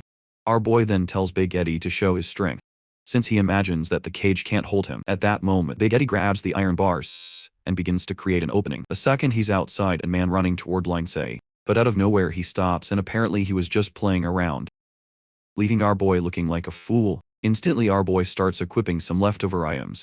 What's strange is that now the system message says that the zombie no longer has night attributes. Our boy says it's to be expected, since the creature was already too strong. He then tells Big Idiot that he's going to sleep and orders him to watch the door. Another peaceful night for the lazy one passes, and he wakes up at his room. Upon opening the door, Big Idiot is standing there just watching. Our boy congratulates him, saying he did a great job, but then asks if he wasn't down there eating the bodies. The creature says no, and our boy realizes it's quite different with that. He heads to another room and pulls out the usual feast. He starts eating, but then something falls on his back. When he looks at Spade Adia drooling, wanting to eat, our boy has infinite food. So he tells him to eat a bit too. In his past life he doesn't remember zombies liking to eat human food, but he had no choice. So he summoned another feast and told him to sit down. He was starting to worry about storing so many food cards, but it seems he found a solution. The original plan was to get revenge at level 5 or 6, but now he's already at level 8 and still can't enter the dungeons. Maybe with the map, the equipment, and Big Idiot's help, he could make the profession change and become a shadow of illusion. If that's the case, it's time to head to the modern museum and find the profession change scroll. He remembers that the ancestral scrolls there are essential for a profession change. When you've entered the class change space, you have to complete 3 challenges within the time limit or you die. He remembers that in his past life, when he was going to get that item, it was the day he received some videos of Yuejang doing adult stuff with Lai, how he talked to his friends, who came up with a plan to get revenge on Lai, how while our boy didn't know that they had been bought off, he was tricked and thrown into a profession change space. Their plan was either to kill him, or make him die without anyone knowing, but what they didn't expect was that he ended up winning that space, acquiring a profession and living with a scar on his face for 10 years. That happened on the 8th day of the apocalypse, and since they were still in a room, there shouldn't be anyone at the modern museum yet. Now that Lai Hao in this world, he knows things will go much more smoothly this time. Our boy's impressed by how natural his zombie seems, and it looks like he's got brilliant idea. Outside he's already fully equipped. He made Big Idiot look quite human to avoid attracting attention. The scene shifts to the modern museum. A bunch of creatures heading their way. Seeing that there are several dead zombies, our boy knows there must be someone else in this place, so he'll have to be cautious. Obviously, with the 100 drop rate, he's got to be the one to kill man. The place is blessed. He kills 3 creatures and already picks up a scroll. That scroll would allow him to summon a fireball, which he could use to cause a bit of damage. He doesn't think that's bad at all. When he looks back, there are some zombies interacting with Big Idiot. He hides, changing his plan. Since Big Idiot doesn't become a target for anyone, he could just let him wander around opening chests until he finds that strange person. This way he can avoid any problems and wouldn't have to expose himself. The only issue with this place for now is that there's an absurd number of zombies, and maybe even the 2 of them wouldn't be enough to handle everything. Meanwhile, in another part of the city, some guys are standing on a balcony, saying that they need to go to the museum to get the scrolls. The problem is they don't have enough people to cover the entire place. Our boy is just observing, and he even reads their lips, knowing that if he could join this plan, it would save him a lot of trouble. The scene changes to a shopping mall. A man is giving a speech to everyone saying that it has been decided. His name is Go Down, and he says they're waiting to have 200 armed people before starting the mission. However, some step forward, saying they can't wait that long since they already have enough strength. Everyone is starting to get hungry. They need to hunt zombies to get new items. Suddenly one of the ripples gets slapped in the face. A redhead woman tells him to shut up and stop trying to start a revolt, but the guy about slap tells Ningjing to stop acting arrogantly, just because she has a bronze level item. Strangely, he tells her that it's better to follow his plans and submit to him. She just asks if he really thinks he's worthy of her. The guy calls her stupid and says that sooner or later he'll take her down and do whatever he wants with her. She tells him to find a mirror and take a good look at himself first to see if that's even possible. His friends just laugh at him, and he says they better not blame him in the future. While they're arguing, Kadong comes down and tells them to stop fighting and listen to him. That's when someone knocks on the door. It's our boy and Big Idiot. It seems like he recognizes someone when the door opens. It's the guy named Godon, and he remembers seeing him when he was activating the scrolls. Back then at that moment, a girl asks who he is and why he's there. Our boy just calmly approaches Godon, asked for his name and why he came to the Reapers Club. Especially since looking at our boy, can't see any information about him, and the strangest thing is that the other guy next to him is called Big Idiot, a level 4. Lansei simply says that he saw a lot of people there and wanted to know if he could join them. Duodong smiles, saying of course, and introduces himself as the club's president. Our boy shakes his hand and lies, saying his name is Lin Lu. He introduces Big Idiot, saying unfortunately he's mute and always work as a bodyguard. With that, our boy thinks to himself that Godong seems pretty dumb and easy to fool, turns to Big Eddie and tells him that they're now part of the group. He didn't expect it to be so easy to infiltrate in a room. Godong says that since they're new, he wants to know what they like to do. Lansei says he enjoys killing zombies and getting stronger, which is why he wanted to join a larger group. Excited Godong says that if that's the case, he has several skill books he can give him. Our boy feels a bit confused by how generous this guy is being. He says it's not necessary, but Godong insists, saying they're friends now. He places a book on the table and our boy is impressed. That's actually something good. It's a berserker skill book. It's a skill that makes you go berserk, but increases your stats by 50 for 2 minutes. He knows that losing control like that for 2 minutes is no different from being a zombie. In this world, besides, a person is usually stronger when they can think clearly. Godong responds that he knows the side effects of this skill are pretty bad, but in a desperate situation, it could save your life. However, he's thinking to himself that he would never use something so risky, but it's different when you're giving it to others. Our boy closes the book and says he can feel Godom's sincerity in giving him this item and genuinely thanks him. He asks if there's anything else because he and Big Eddie are eager to get back to killing creatures. However, Godom seems to have recognized something in our boy's smile and asked him to wait a moment. Our boy asks what's up, and Godom says he has one more gift. It's a card with a meal on it and asks why they can't eat together. Even though Godom had already given him a skill which wasn't the best, he didn't want our boy to hate him. Lindsay says it's fine. He and Big Idiot still need to kill a lot of zombies to level up. The guy thinks our boy hated him, but in reality, he really liked the book, and was even hesitant to take more. However, the guy grabs his hand and places the card in it, telling him he can take it for when he gets hungry. Not being able to reveal that he already has plenty of food, simply thanks him with that. He leaves and Godong says that if he ever needs anything, he should just come talk to them. As our boy walks away, he thinks that Godong isn't such a bad person, since he liked that awful skill book. Little does he know how cruel our pluck chicken really is. Suddenly a guy with a cigarette stops in front of him, warning him not to get too close to go down. If he continued like that, even if he was strong, before the guy could finish, Big Idiot yanked the guy's hand off his shoulder. Our boy just asked Big Idiot why he was taking so long. The guy laughs, asking if he really thinks he's strong just because he's big. The zombie stomps on the ground and gives the fool his first beating. With that, one of them is already sent to the afterlife. Our boy then asks if anyone else has something to say. Obviously the other guys drop their weapons and say nothing when they see their boss running. One of them says it's over now as another person has joined. Go downside, especially considering that he just killed one of the competitors and sent that message. Of course, Gundam hears about it immediately. He's shocked that our boy killed someone. As soon as he left the room, the red-haired guy says it's probably him because there was a guy next to him called Big Idiot. Gundam smiles and saying the boy did him a huge favor. Seeing that he killed Jia-tae, Gundam knows the boy wants to help him, and thinks he'll be a valuable addition to the group. He orders them to bury Jia-tae and share his equipment with the rest of the group. Godam walks away saying to himself, today is the perfect day. I thought our boy would be out hunting zombies, but instead he's sitting in a small room reading a book.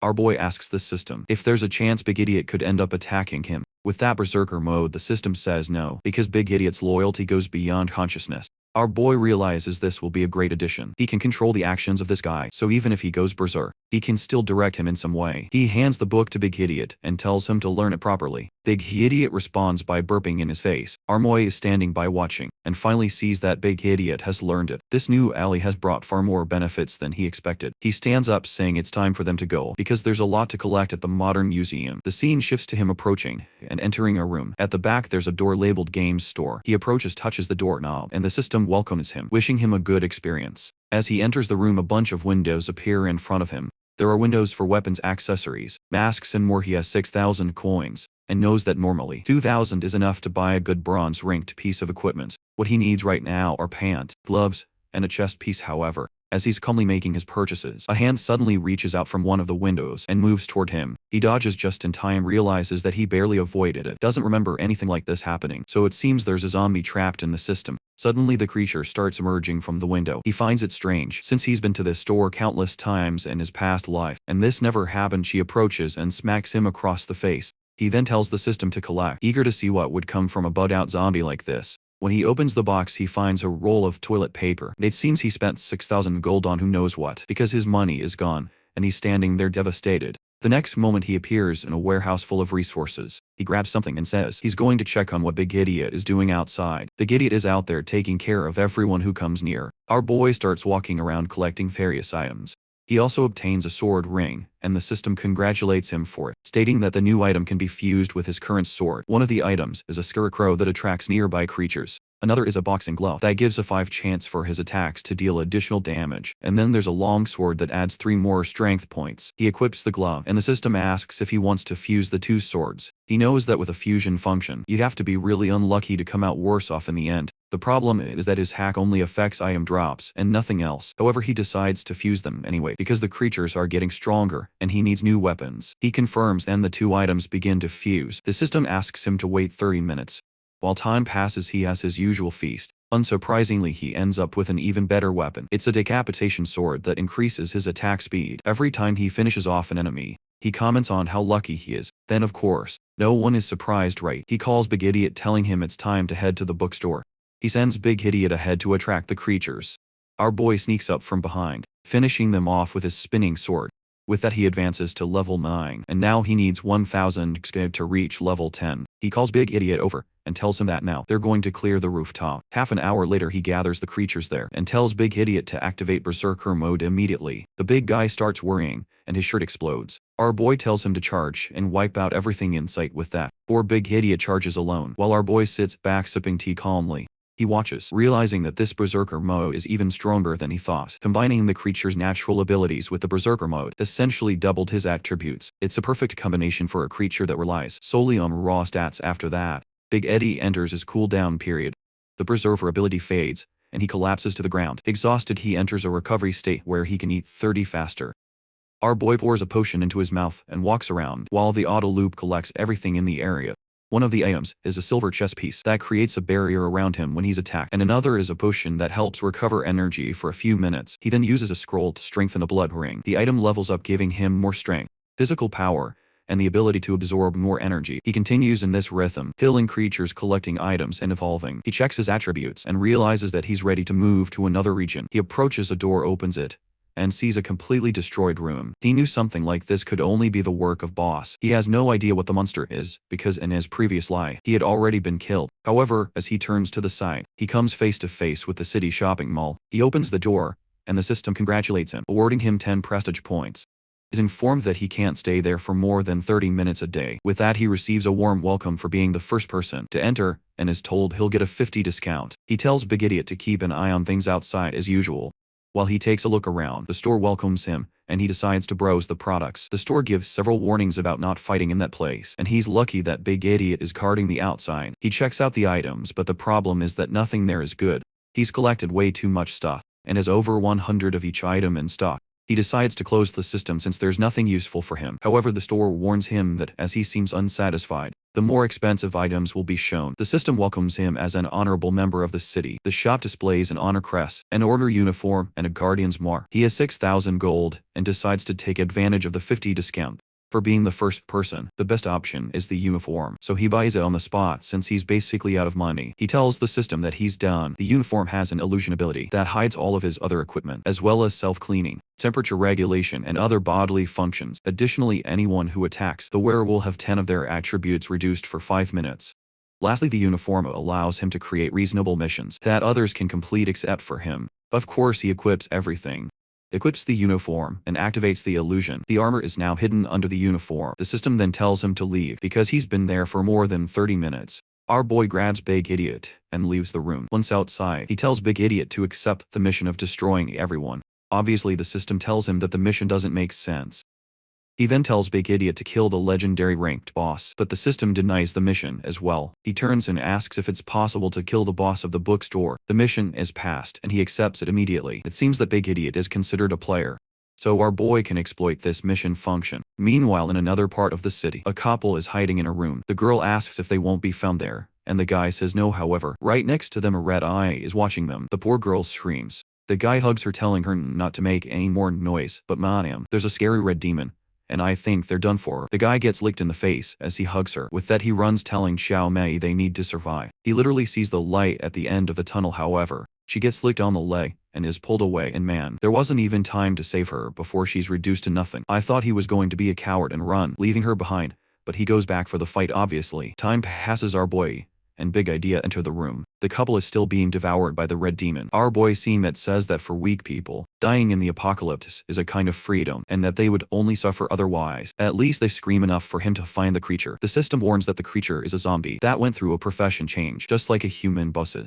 Of course, evolve their profession much faster than regular zombies. Typically, creatures like this can eat human brains to become smarter. In front of him is a tracker, a bronze ranked boss. The creature has a ton of stats, level 10, and a bunch of abilities. The creature is watching him confused. It starts pacing, lying down as it washes. The system then warns that the zombie has been detected, and a mission is triggered.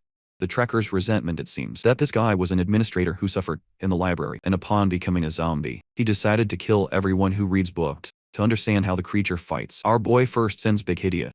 Big Idea approaches and goes in for an overhead strike. However, just as the attack is about to land, the creature starts to disappear. It turns into a shadow and reappears on the other side of the room. Behind him, it leaps toward his blind spot to hit him in the neck. However, Lindsay seizes the distraction and slashes the creature's hand. He sneaks up from behind and says, "This is too easy," but man, as he goes for the slash, the creature sprouts 2 more arms and blocks the attack. Then our boy activated his slash and cut off 2 more arms. The little creature ran off desperately screaming for help. In zombie language, our boy commented that this was way too easy. He counted to 3 and activated his pursuit boots. As soon as he got close enough, he threw his boomerang sword. When it hit, he activated the explosive slash, killing the creature instantly. He gained more experience and a bronze-ranked piece of equipment. The issue though is that he'll be stuck at level 10 until he can change his profession. As if having enough power wasn't already an advantage, the system grants him a new hack for reaching level 10. He wonders what it will be, and the system immediately shows him the yin-yang talent, which allows him to have 2 professions. He's congratulated, and he smiles thinking that with this, maybe he could dominate the whole world. Even he has realized that this hack is pretty unfair to the other players. He hears some zombies approaching and with his eyes closed, activates his spear, defeating all the monsters. He picks up his staff and tells Big Idiot that they need to head to the upper floor. He opens the stairs, sees a few zombies, and orders Big Idiot to deal with them. The profession he wants, Shadow Phantom. Boost his strength and agility, so having another profession that enhances his physical and mental stats would be ideal. The problem is that he knows the Dragon City doesn't have any of the so-called super professions. He checks the items he received and hands Big Idiot a green hammer. Then he opens the silver staff and receives a pair of war pants. These reduce negative effects by 20, and he equips them immediately. He tells his zombie to collect the bodies of the creatures killed by his spear, as he gets other things to take care of. He realizes that since the beginner period hasn't ended yet, the profession change isn't available, so he decides it's time to check in with the people in the auditorium. Outside, a bunch of zombies are gathered at the door. It seems the artist ran out of meds and started changing the hair color of the guys. Probably got him. Our boy asks if they can invade the museum.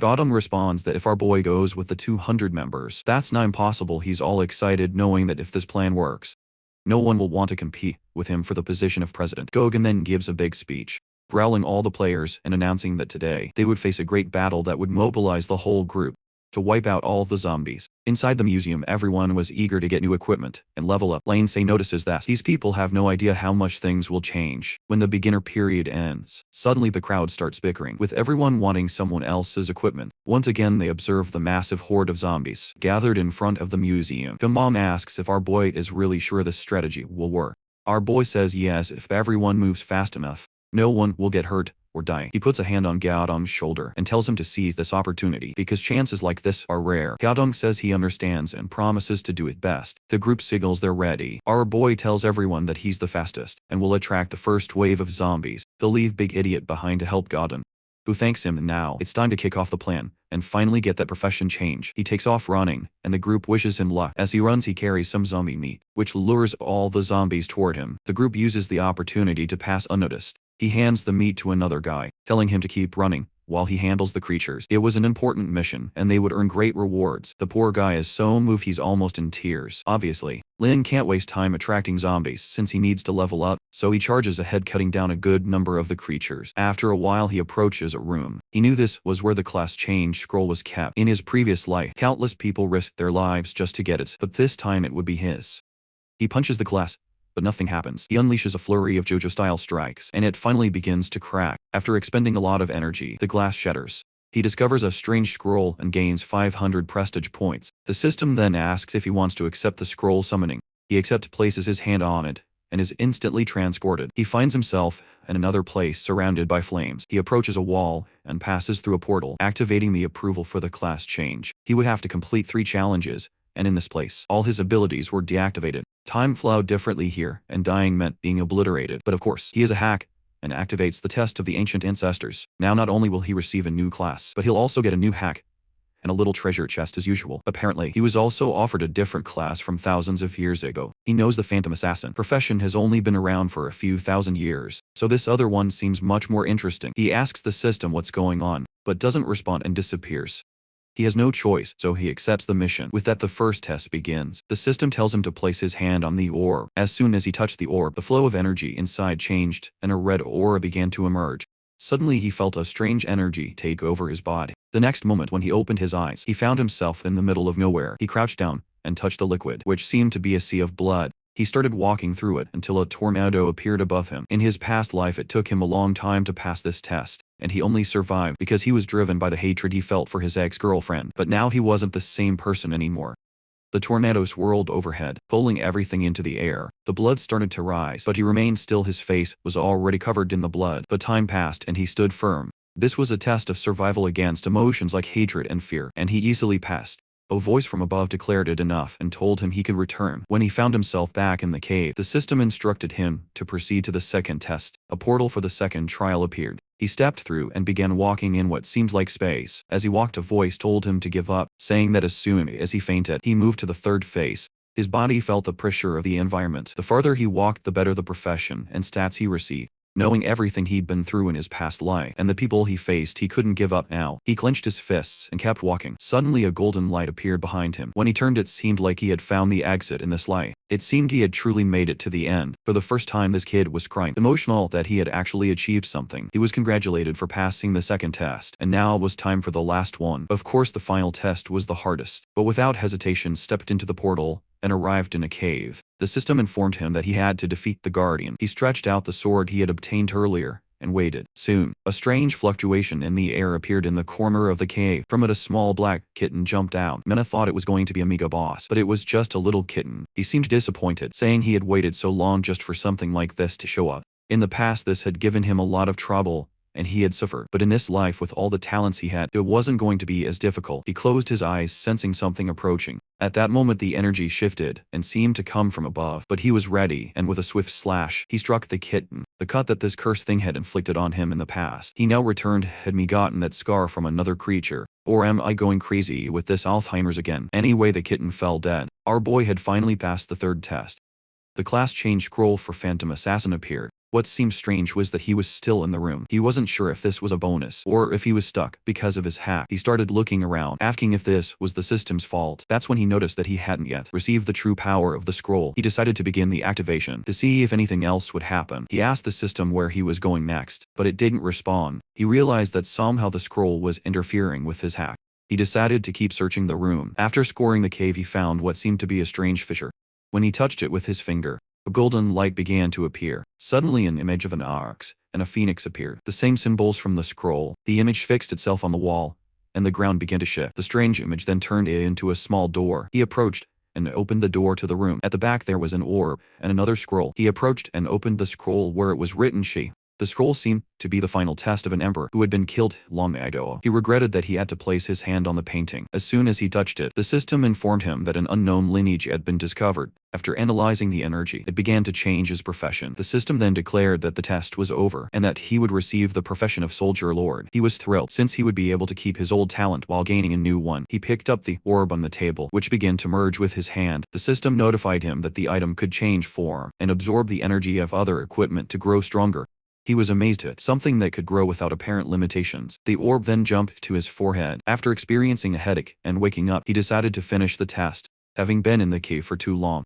When he came out, he found a pile of dead zombies around him. He saw the scroll in front of him, and the system informed him that he was still receiving the Soldier Lord profession. With this new profession, instead of gaining 1 attribute point, he now gained 3 strength, 3 physical, and 3 other attributes. He knew that with all these stats, he could easily walk through a horde. For being the first to achieve a profession, he earned the Pioneer's achievement. He took a look at the profession, which had no major surprises, except for a mysterious third skill. He grabbed his staff and decided it was time to test the power of the orb. He threw an item toward the orb and commanded it to devour it. The orb glowed, and the item vanished. Since it absorbed something with a lot of energy, the orb evolved to silver rank.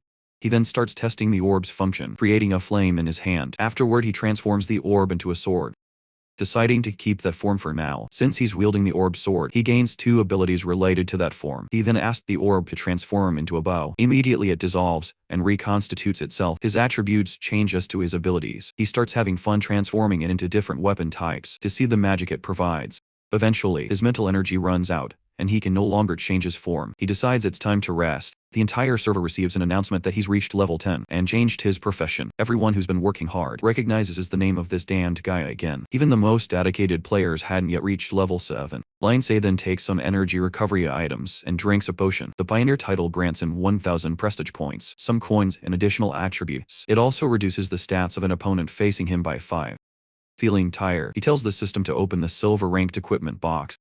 Inside, he receives a mask of the Evil Phantom, which hides his information from any player not 5 levels above him. It also has the Evil Gaze ability, which induces fear for 3 seconds. He equips the mask and activates its phantom effect. Now all that remained was checking the hack he would receive. Since he had now attained his first profession and surpassed level 11, he could equip another ring. Unfortunately, it already fused all of his rings, so he need to get another one. For now he had 2 extra attribute points left, which he immediately used. The night passes, and he sets out for another hunt the next day. Outside, everyone was celebrating, having cleared the museum Goff. Don, accompanied by Big Eddie, steps up to make an announcement.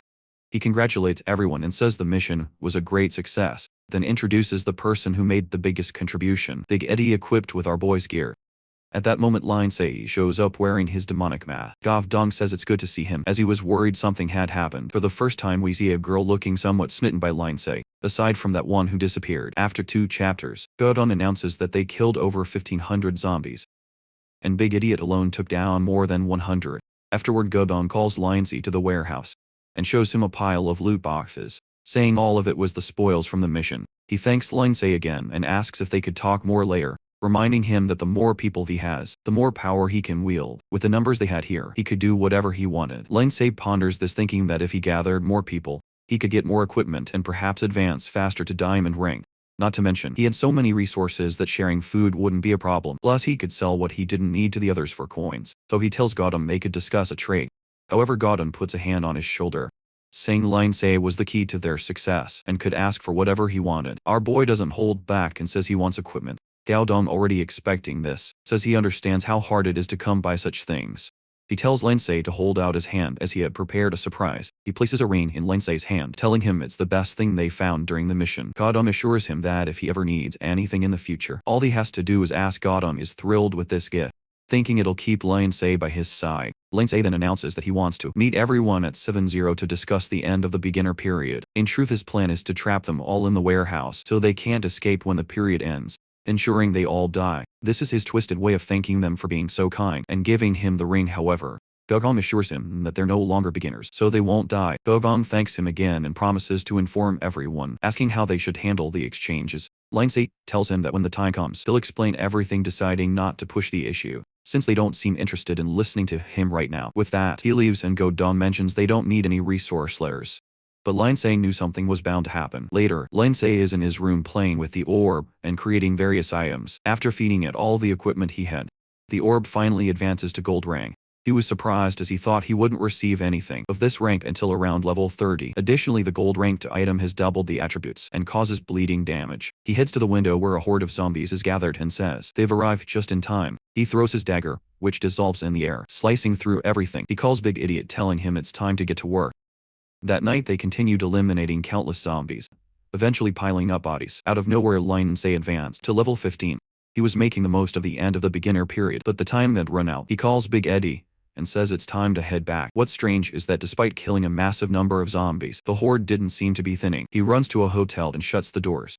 Finally, 7-0 arrives. The sky turns red, signaling the end of the beginner period. With that, the true apocalypse game began. Before, it was a fair system without interference, but now it was the real deal. The zombies gained more attributes, all their senses improved, and they evolved even faster. Additionally, many zombies now had classes and abilities just like humans. They would organize themselves and launch large-scale attacks on player bases. At night, zombie attributes would increase even more than usual, while the player's attributes would decrease. All materials became more durable, and the only available food would be the game's provisions. As the world's normal food began to decompose, the climate would change and zombies would now drop better items. New professions and national ranking system and dungeons were introduced. Lastly, new updates would arrive as conditions were met. In this life it was already difficult, but in the past it had been impossible. He received a message wishing him luck in surviving. As he looked outside, the creatures were already undergoing mutation. The world had finally become a true live or die scenario.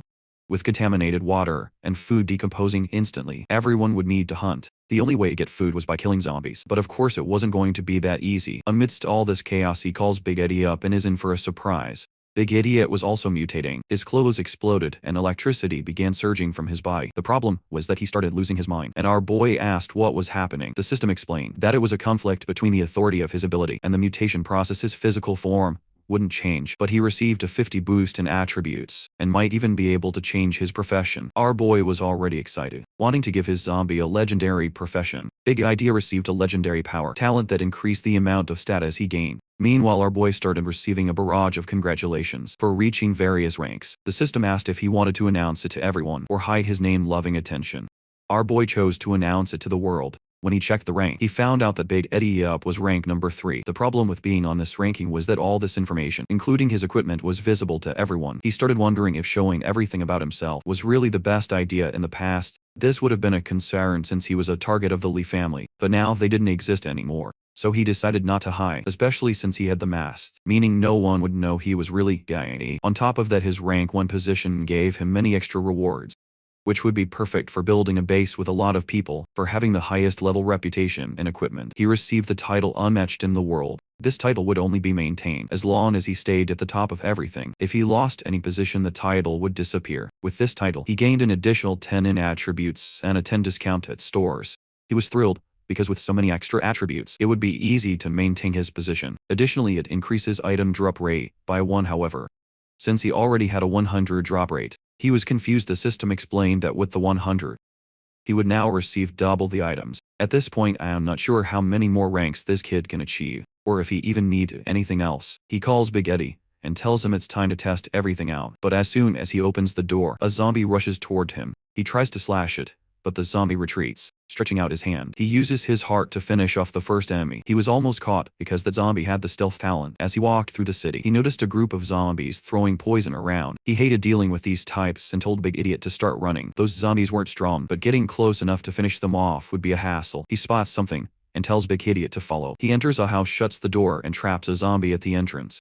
Then he climbs out through the window and slips away. Meanwhile, at the base, everyone was being devoured. Our boy entered and found everyone in a terrible state, questioning why they worked so hard only to die in such a stupid way. They were about to run out of resources and die soon. A girl suggested everyone should just eat what was left, since the end was near for Lindsay. This was the opportunity he had been waiting for. He began walking and announced that he was there to help everyone survive and find hope. He offered to sell food, equipment, and anything else they needed for a cheap price. Instantly, everyone who couldn't kill zombies rushed forward. Desperate for supplies, our boy began negotiating, quickly earning over 10,000 coins. Everyone who bought from him left happy, knowing it was their only chance to survive. He then said he was going to sleep and warned everyone not to make any noise, or Big Idea would kill them. Go down with his newly dyed hair had been quietly observing from the shadows. Finally, Lindsay appeared and asked how they were doing. Godong said that from now on, Lindsay could coordinate the entire place, and everyone would follow his orders. Lindsay leaned in and whispered something in Godong's ear. Godong nodded, saying he understood and would comply. With that, he took off running. Our boy hoped it would work out, but even if the guy didn't succeed, he had nothing to lose. Went into his room eager for the next day. Now with the new mutated zombies, he'd be able to obtain far better equipment and items. Plus, he planned to have everyone from the base help him farm. In the next scene, he and Big Idiot were already outside. In no time, a horde of zombies jumped at them, but just a second later, all of them were lying on the ground defeated. Our boy declared that they clear out everything, so the players could start venturing outside a bit. He cleaned out all the zombies from a building that had a shop. It was the perfect place to set up a base, as he could negotiate and buy things directly from there. As long as no one knew about the shop, no one would want to attack it. However, when he opened the door, he found a bald-headed guy. Another man stepped forward and asked who he was, warning that his group already claimed the area. But the bald guy told him to keep quiet, because Big Idiot was right there. The guy at the back was the second strongest in China, so they better be careful. Even Lindsay hadn't realized that they'd ranked up again and passed into second place.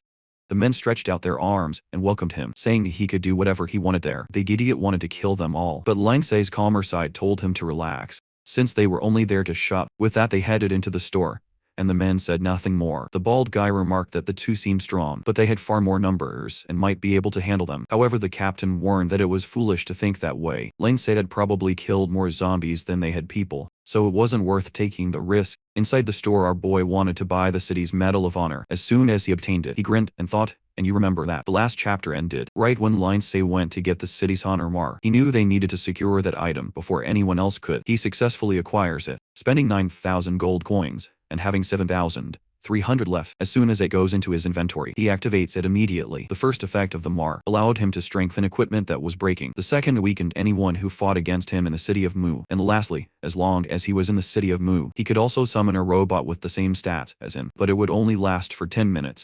The system warns that this is a unique item that can only be purchased once. Sneaky. Lansei was already thinking about buying 10 marks and summoning a bunch of robots. Just like him on the other hand, the item's description stated that the attributes were calculated based on his own, but it didn't specify the exact ratio. With that, he leaves the area and heads outside the city. In an open area, there was some kind of tube with swords and weapons drawn on it. A ball of blue light appeared, and a guy on top of a wall said that the zombies should have already been cleared out, so it was safe. A blonde guy pointed at the ball and said that this was where the job change method was announced.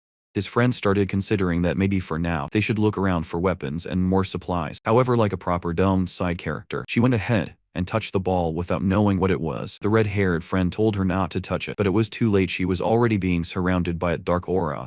A blue light started rising. Everyone protected the purple one, and they all seemed to be surrounded by a barrier. The entire place was covered in smoke, and the blonde guy asked why the hell she always did things like this. The girl, already looking rough, said she had no idea and apologized. But now, girl, you probably just got everyone killed. One of them pulled out a flashlight from who knows where and said they should stop arguing and find a way out, but the blonde told him to look behind him. And sure enough, the giant zombie had already swung a hammer. It was a level 18 bronze-ranked boss, and they couldn't even see its strength from the bloody hand. The guy was already gone, and now everyone had that dumbfounded look on their faces. The monster grin charged forward, and soon enough all that was left on the ground were arms. The creature went up to the barrier, seemed to strike it, but nothing happened. It let out a roar of frustration, and finally it seemed like that test was over, and the barrier dropped. Smoke cleared, and it was free to roam the city. At that moment, someone nearby said that this was the result of being careless. He turned to the two behind him and said, "This was why you shouldn't talk to anyone or touch anything." Meanwhile, in the background, someone was approaching with her big idiot. The three ran off and soon saw a boy passing by, completely calm with his mask, looking more like a beast than his own beast. The guy in the black jacket said that two more idiots had arrived just to die, but the one in green said he heard this guy was rank no. 2 in China. The girl asked if they thought you could kill that zombie, and the guy said it was possible. The other guy kept doubting, saying that the ones who died were experts, so even if he managed to scratch the creature, he wouldn't be able to kill it. His friend pointed out the obvious and said they should just wait there, and if he died they could take his loot.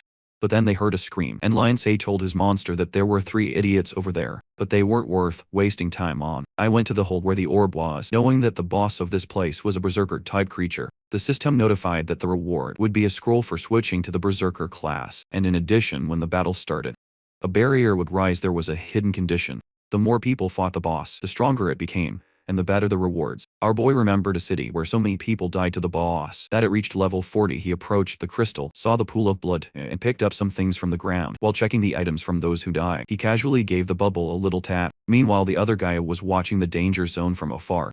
The system notified that our boy had touched the orb, and forcefully activated the job change in the city of Mu. Actually, I said it wrong. The fewer people doing the challenge, the better the rewards, and since it was just him and one other person, this was definitely going to be one of the best possible outcomes. The system, in all its trickery, detected that a mission had been activated around him and decided to give him some extra help. The reward window popped up, and the best prize was a high-rank profession, but it would be random. Lionsei told the big idiot that he take the mage profession, and the other guy could have the warrior. One man, I have noticed that this thing was that big. The bronze rank monster had already leveled up to 19 after killing the 3 dumbasses. Our boy congratulated it, saying that it truly deserved its Titan title. It made perfect sense. They were messing around like idiots, and our boy was certain that even the boss's conditions, this was going to be easy. As soon as the mission activated, he started preparing an arrowed shot with his bow. While the boss was eager to consume our boy's power, he fired the first shot, and the creature brought both arms together to defend itself. At that moment, the boy commanded the big idiot, who jumped with a hammer in hand. But even then the boss managed to defend himself once again. However, the big idiot created a shockwave, and our boy landed a freezing arrow. He celebrated his accuracy, while the boss struggled to understand why his arm was covered in ice. Suddenly the monster let out a roar, and Lionsei froze in place. That was a Titan ability that left him paralyzed for a few seconds. Told his monster to stop the creature, which held off another attack. With that, the boss reached for his own arm, pulled out the arrow, and roared again. Man, this boss was so fast that he had already swung a hammer before I even saw him pick it up. Our boy barely dodged and activated a fire and ice ability on his bow. Young Li Shun attacked of each element, striking the monster's leg, arm, and back. A near-perfect headshot turned the monster into a ball, burnt mess, and that truly was a man's greatest fear. Our boy realized that the creature must have been a construction worker before dying. Now was dealing with cement, but turning his back on an enemy was dangerous, so he needed to finish it off. He fired another arrow, but the monster had already raised a shield. Lionsei couldn't believe that bastard pulled something like that out of nowhere. Man, the new artist had arrived. Big Idiot 2.0.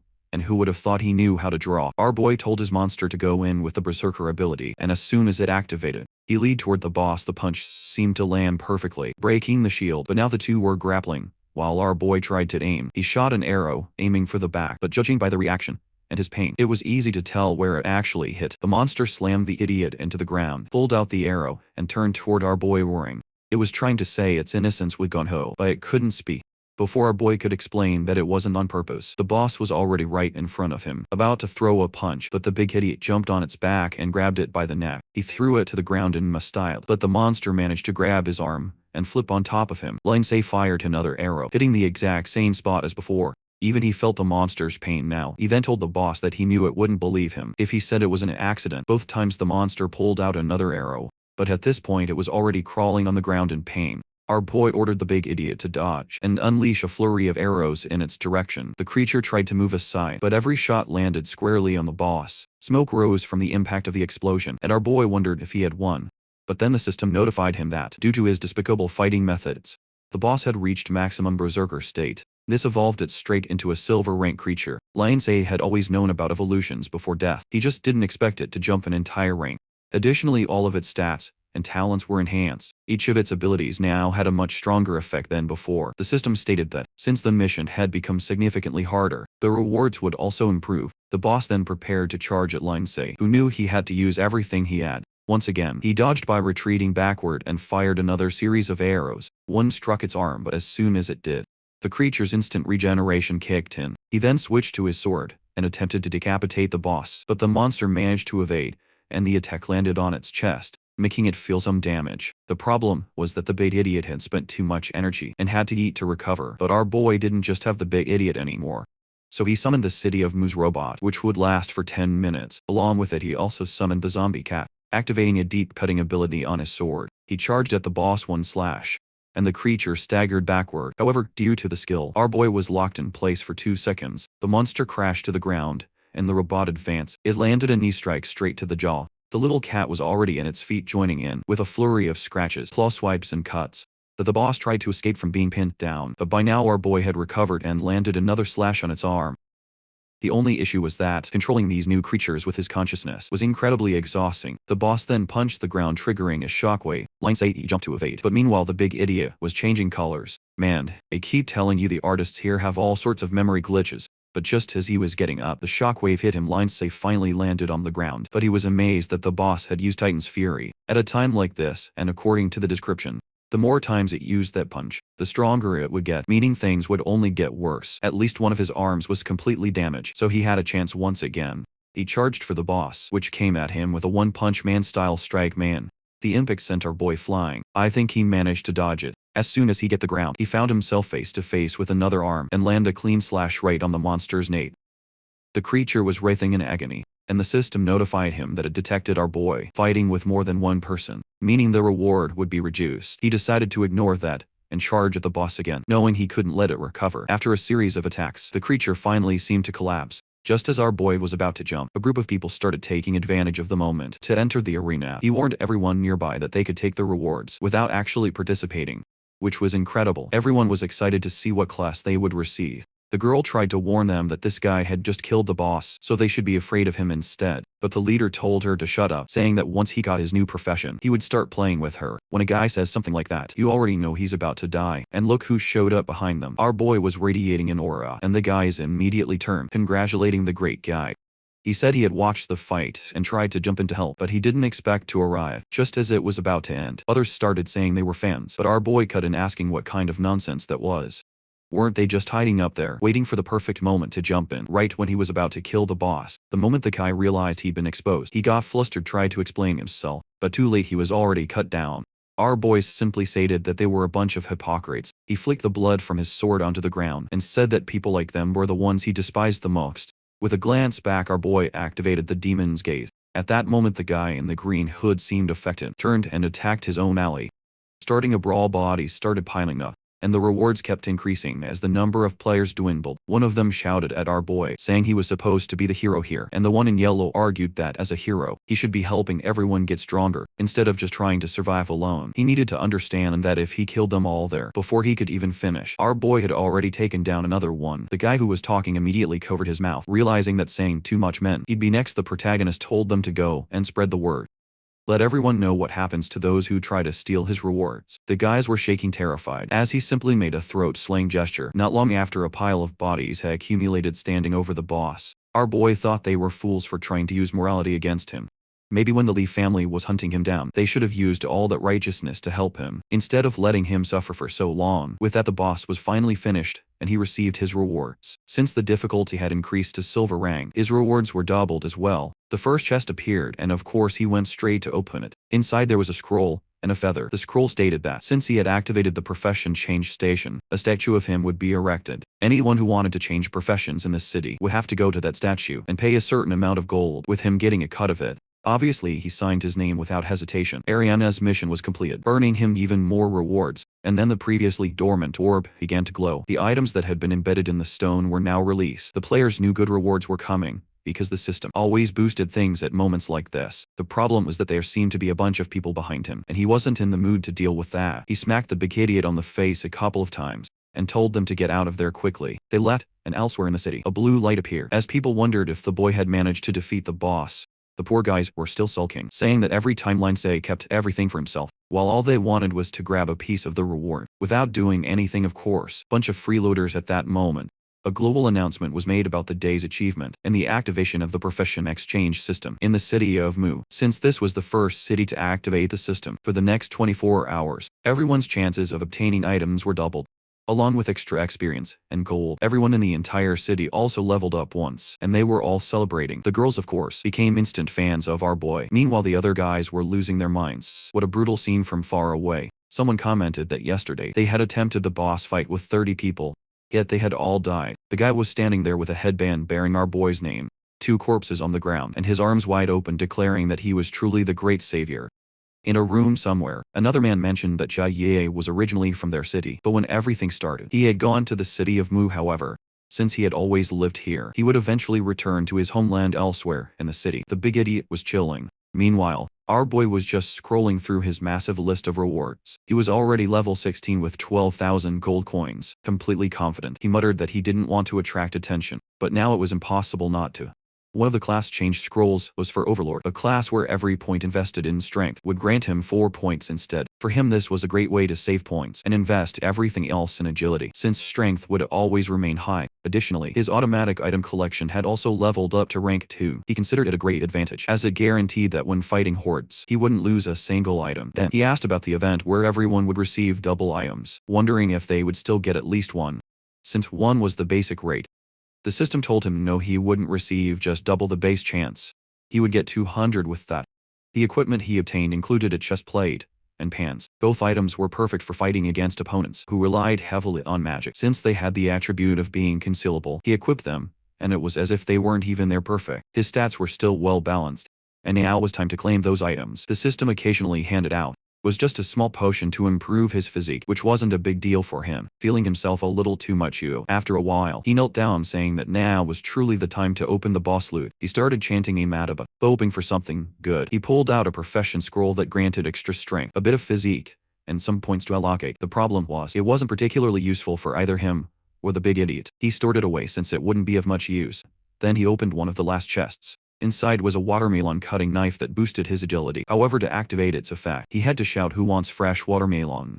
Because of that, he decided to just feed it to another weapon instead. It was time to return to the hunt. After all, with 24 hours of double loot, he had to make the most of it. He grabbed recovery potion, started drinking, and called the big idiot over, telling him that today was going to be a long work day. To keep him motivated, he promised a big roast chicken every 20 minutes of kills. With that, the two were pumped up and headed out the door. Our boy hit the ground in front of a zombie, glanced back, and saw a huge fat one with its belly sagging low. Before the creature could do much, he slashed at it, demanding it hand over its double rewards. Then he ordered the big idiot to slam the ground with his hammer. making as much noise as possible to attract every monster in the city, while his friend drew the creatures in. Our boy was cutting them all down. Seconds later, he looked around and was completely surrounded by the horde. That was exactly what he wanted. Meanwhile, in another room, some people were monitoring the equipment rankings, noticing that the top 6 best items all belonged to him.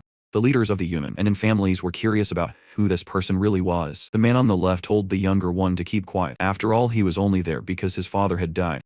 But the silver-haired guy asked if he really thought his own children were better than him. Besides, he knew their boss was in the city of Mu, so it was best not to mess with that guy. The old man with glasses told them to focus on the real issue, figuring out who Jai truly was. One of them commented that they first needed to uncover his appearance and real name to determine how to deal with him. The silver-haired man simply said they should take full advantage of the apocalypse. The world had already fallen into chaos. Why not become the new rulers of this world? If Joey couldn't be used, they would just kill him and take his equipment. Everyone fell silent, glancing at each other. The scene then shifted back to the streets, where for the first time I saw a girl who actually looked healthy. I think everyone hunting was grinning, excited by the double loot and extra experience. The entire city seemed motivated to keep hunting through the night. Meanwhile, in his hotel, our boy was organizing his inventory. He looked outside watching the fights taking place. Among the crowd was a guy named Jiang Yujian. In his past life he had been ranked No. 2, but now he was struggling. He had also been the one who triggered the announcement of the statue, and leveled up quickly afterward. But that opportunity had passed. Our boy realized that what he had been doing was altering the lives of countless people, but to him, it didn't really matter, as long as he got stronger and could face his enemies. He reached into his backpack, pulled out a bunch of items, and started feeding them to his sword to keep evolving it. Then he smelled something awful in the room, and wondered if his friend had farted. The big idiot pointed at himself. That's when our boy realized that ever since everything started, he had barely taken a bath, so he ran to the bathroom, and ashore. While later he was feeling much better, he tossed a towel onto the big idiot's face and said it was time to sleep. Exhausted from the long day, he quickly passed out. The moon was red. As the two rested in the room and inside the toilet, something began to emerge. An eye appeared, followed by a massive rat crawling out. Our boy woke up just in time to turn his head and see the rat staring at him. The creature lunged at him immediately, but he remained calm, wondering why there was a mutant in his room. Poor thing was sliced in half, but it made a mess all over the bed. Then he started hearing the sound of countless rats scurrying through the city outside. The streets were covered in a fog of mutant rats. As soon as one bit another, they were devoured instantly. Our boy stood at the door with the big idiot, trying to figure out what was happening. The system hadn't announced any events or missions, so why were these creatures swarming like this? Maybe it was an effect of everything he had been doing, but it was strange. Looking out the window, he saw that there weren't too many zombie rats yet, so maybe he was overreacting. He wondered if he should go back to sleep, but then he remembered the noise was loud enough to wake him up. There had to be something more going on. Looking outside, he noticed a swarm of rats was pouring out of a sewer. They were moving in an organized manner, as if they were being controlled by some kind of leader. He turned to the big idiot and said they needed to take a look from above. On the top floor of the building, he approached the railing to observe the street. There were rats of all sizes, including some that were more evolved mutants. As usual, the bastard was already thinking about how much loot he could get if he killed them all. The problem was that there were far more of them than one person should face alone. He needed to be careful in this life. Told the big idiot not to move from that spot. He equipped the Ring of Nightfall and started jumping from rooftop to rooftop. He continued observing the rats' movements, trying to figure out what was going on. That's when he saw that a large number of them were heading toward a house. He knew it was foolish to try to survive in this apocalypse without fighting, but he decided to check it out anyway. Some time passed, and he was just standing there watching. Nothing was happening. It looked like the rats had entered and disappeared, making him wonder if there was a dungeon inside. Normally dungeons would start appearing later, but maybe his influence on the game had changed things. Obviously he needed to check it out before anyone else. He called for the big idiot, and as soon as his friend arrived, they were ready to head out. Just then a flock of crows flew over them. Both of them ducked under cover on the rooftop, and our boy warned to be careful. Something was controlling all the animals. Once again the rat fog appeared. And now the birds were part of it too. Now he was more curious than ever about what was inside that mansion. They climbed down from the building and observed the house from across the street. Finally the fog seemed to be thinning. This was the chance to check it out. Or maybe not, because now even the animals from the zoo were showing up. All the monsters rushed through the door, and once again our boy realized he would have to wait this one out. Inside the mansion, a golden portal was visible and all the creatures were entering it. More and more animals kept arriving, and the sun was already rising. Our boy was still waiting, wondering if it was finally over. He checked the area again and celebrated. Finally it seemed like it had ended. He called the big idiot over and said that now they would get to the bottom of this mystery. As he approached the portal, the system congratulated him for discovering a secret dungeon and asked if he wanted to enter. Our boy explained that in his past life, there were two types of dungeons. One where players fought each other, and another that teleported a person to a place full of creatures where they could earn rewards. Since he had dungeon experience from his past life, he felt confident this wouldn't be too difficult. He asked if there was any safety mechanism, and the system said that if he was ever in danger, he could request to leave. With that guarantee, he activated the dungeon immediately. The only problem was that the big idiot couldn't be forcibly removed by the system. He shoved his friend back and told him to stay put. Our boy found it strange that the big idiot was so obedient today, but without hesitation he entered the dungeon and drew his sword. This time he would have to handle it alone. Right after entering he found himself in a stone chamber. He knocked on the walls, didn't hear anything suspicious, then slashed at them just in case. Seeing that there were no traps nearby, the dungeon activated. It was a maze where he had to find the exit, filled with mutated animals and numerous traps. He had a time limit of 10 years, after which he would be forcibly removed. Then the dungeon system announced that due to a special activation, it would be redesigned. Our boy was a bit confused. He was sure he had entered through the right teleport. Then he paused to think. Maybe the gate was just a way to lure in the animals, and he had ended up entering along with them. Apparently he wasn't supposed to be here, but since he couldn't rely on the system, there was no reason to be afraid. Even though the big idiot wasn't there, he still had the 9 forms sword.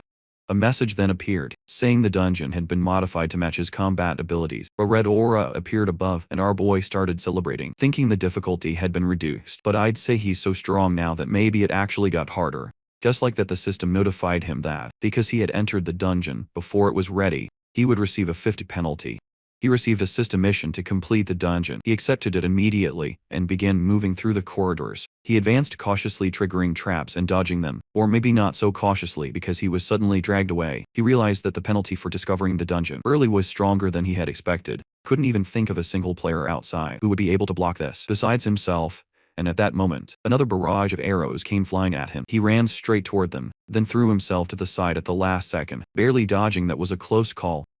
There was no way he could have blocked that many arrows, so he tried again, moving his sword around to see if any more arrows would trigger. After confirming the test, he was able to walk down the corridor. In a way, he was starting to feel excited about this lately. Everything had been too easy, but this had real risk. He kept walking until he stepped on something. Looking down, he saw a skeleton. He figured it was just there for effect. After all, he was the first to activate this dungeon, so no one else could have died here. Further down the corridor, he saw a door labeled 1, and knocked on it, as if calling for someone. The door creaked open on its own. Inside, a giant rat lunged at him, but a weak creature like that barely stood a chance. It went down, instantly turning into experience. They even dropped a fried rice card which he ate on the spot. After filling his stomach, it was time to move again. He was lucky to have found this dungeon right after changing professions. Otherwise it would have been much harder. Once again he had to choose between left and right. He went right. He tapped the wall with his sword. Nothing happened as he reached a 4-way intersection. An attack came from behind, exactly from where he had just come. He opened door 2, and took down a few more rats with ease. Then door 001. This time it was a mutant rat boss, but it too became experienced in seconds.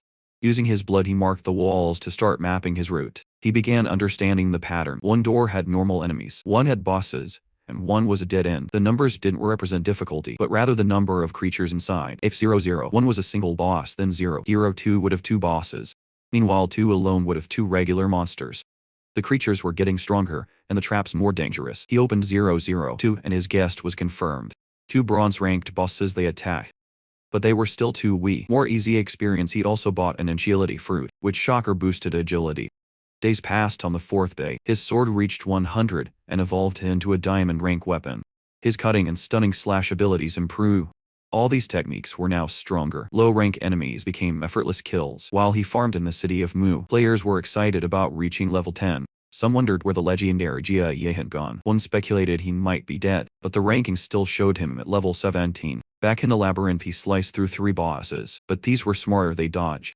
He acknowledged the difficulty increase, but it was still manageable. However, after killing the level 9 boss, an explosion trap activated. Despite that, he gained more experience and a bronze rank chest. When he reached for it, he was ambushed again, dodging, countering and slaying more enemies. He continued farming and gaining loot. He acquired the Eye of Discernment, allowing him to analyze living creatures. He could now see players' professions, titles, stats, talents, and skills. Scanning zombies, he identified their weaknesses. With this, he could pinpoint strong opponents' vulnerabilities. He kept feeding his sword materials, progressing through doors. Then he reached one Mark 41 full of crows.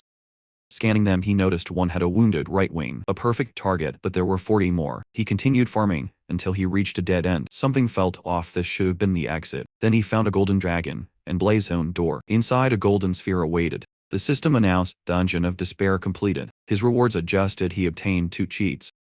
key of advancement and the water and fire sources. Then he found a scroll about Fu Xie, a hero from Chinese mythology. Lines he suddenly remembered. A person who had a power related to this legendary figure. If he could obtain the same ability, it would make all his effort worthwhile. On the ground a jade necklace appeared.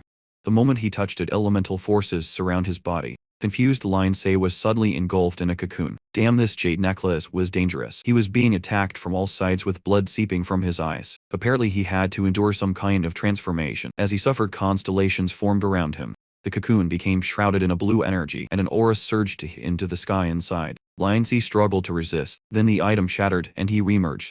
At that moment, the system detected that he had received energy from an unknown source. From another planet, his class changed to Green Emperor, which was likely related to that legendary figure. The jade necklace floated toward him, surrounded by the two elements he had obtained earlier. As soon as he picked it up, the elements started orbiting around him. This granted him the ability to control. Guess which elements, holding one each hand. He was shocked. It felt as if he had suddenly become a mage.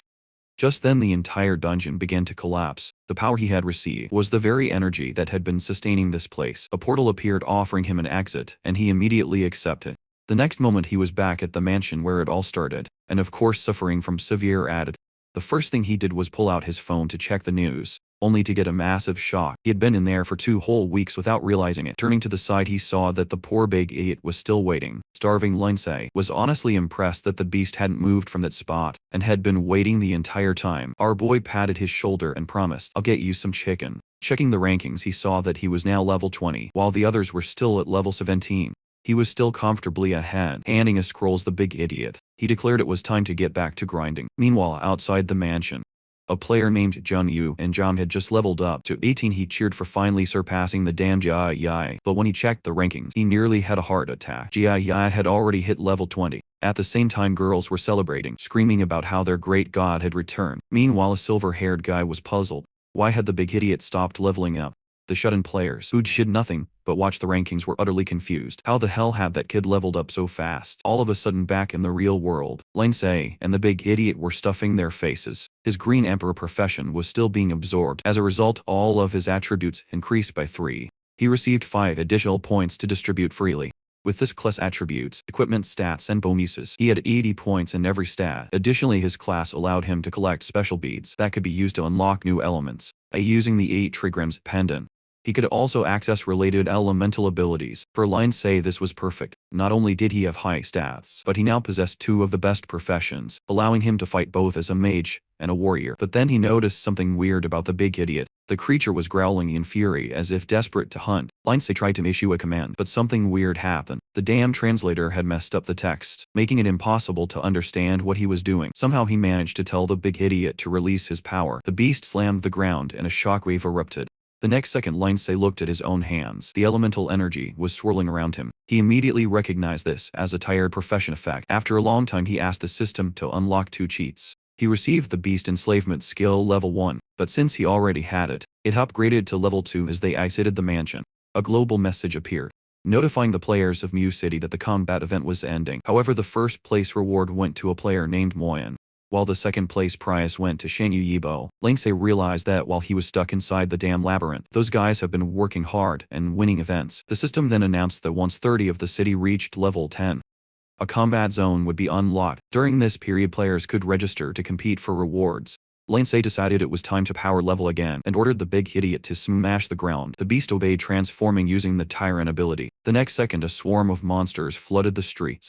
Lindsay had been missing the thrill of killing these nasty things. A single slash from his evolved sword ripped through the road, cutting straight through the creatures. The big Evia jumped up and crushed them all. Within seconds, a pile of corpses had formed, and as usual, Lindsay was already checking the system for loot. One of the items he obtained was a fireball scroll. In theory, his class wasn't supposed to control fire, but that wasn't the case anymore. He spread his arms, and flames erupted around his body. He condensed the fire, returning it to his hands, and noticed that his control was even better than expected. But suddenly he lost control and almost set himself on fire. Behind him, an explosion went off, and he realized he would need to practice a lot more than he had expected. Sometime later, after using up many scrolls, he finally had 2 fireballs in his hands. Now he was able to condense them and control them in a much more stable manner. Due to excessive use of the fireball, his Emperor ability allowed him to learn fireball as well. Now he no longer needed to use scrolls, just his own body's energy. Seeing how it worked, he knew he had to find countless other scrolls scattered throughout the city. Immediately call for the big idiot, saying they now had a new goal. If the event in Yuma City was ending, that meant the ones in the other cities were just beginning. Meanwhile in Jing City, at the Li family estate, a man at the table said that being in the top 3 wasn't enough. They needed to reach the very top. A blonde man in armor stood up and said that second place was possible, but first was madness. It seemed that the strongest person in their city was a man named Jin Yuan-chan. This story had the most Chinese names of any Chinese story he had ever seen. The Li family man insisted, but the armor man said there was no way. Xian Yu and Zhang had an army. However, the man refused to give up, saying that all the families had joined forces and combined their power so he couldn't win alone. They would fight for first place no matter the cost. Everyone in the room agreed, saying they would do their best. With that the meeting ended, but as they left the man called Shi Jingshan. He told him to investigate why Rong Zhuan wasn't in the rankings and to take care of the matter he had assigned. Shi Jingshan left, while the head of the Li family had the feeling that something was wrong. The Li family had nearly been destroyed, but they needed to return to the top. He went into a room, moved a vase, and a secret door opened. He entered the hidden chamber, and the door shut behind him. Meanwhile, Lin Si was practicing his fireballs. He was at the edge of the city, wiping out all the zombies in the area. Most creatures were now around level 12, but his evolved sword was more than enough to handle them. Since mastering fire abilities, he had been thinking about how to distribute his attributes. He told the big idiot that they were about to start a new adventure. A sign indicated that another city was a 15-minute walk ahead. The two headed in that direction, and soon found themselves facing a horde of zombies. However, as they tried to enter, a message appeared stating that the city was still sealed. Only when the seal was broken could they enter. Now it made sense. The key he had obtained, it didn't open instances, but instead broke barriers. As soon as he used it, the system asked if he was sure, and of course he confirmed. A hole formed, and the barrier disappeared. A rupture opened, but something felt strange. He had expected just the other city to be on the other side. He told the big idiot to come along, and be careful. As soon as they stepped through, they found themselves in an odd space with a white room up ahead. He entered, saw that it was completely empty, and found that strange. Then the system announced that the two players had violated the city, its rule, and would be expelled. However, Lin Si said that if he was going to be expelled, he wanted it to be in Jing City instead. He knew the upcoming events would take place there, and not having access would be a disaster. The system then stated that he would be expelled into the city, but he wouldn't be allowed to leave. At least he was relieved that he would be able to take advantage of the events. However, his expression quickly changed when he saw that the entire city was infected. With no other choice, the two began clearing out zombies and cleaning the streets. After a long time farming, they were exhausted, but the experience gained was excellent.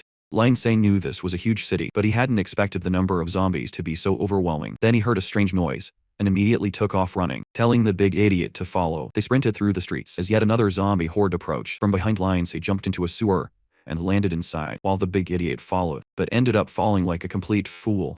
Lin Si sighed, saying that they would need to rest a lot before going back out again. Maybe getting thrown into a pile of zombies was the system's way of punishing him for breaking the barrier. One of the items he obtained from killing countless monsters was a wolfang bracelet, which had a 10 chance to cause fear in surrounding creatures during battle. Another was a blood spirit ring that increased attributes. The more monsters the wearer killed. He also found a clawed glove with embedded gems that could deal extra damage. But the most interesting was a small ring that created half a meter of extra storage space. He already had more than enough storage, but it would be useful for the big idiot to have his own inventory. The two rested there for a while, and after some time they were back in the streets.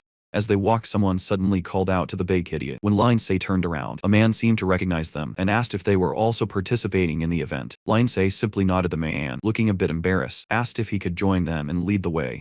He tried talking to the big idiot, but Lin Si explained that if he didn't respond, that meant he agreed. The truth was they had slept through the announcement, so having someone guide them was actually useful. Then the blonde man pulled him aside, looked around cautiously, and whispered that this event would decide the future of Jing City.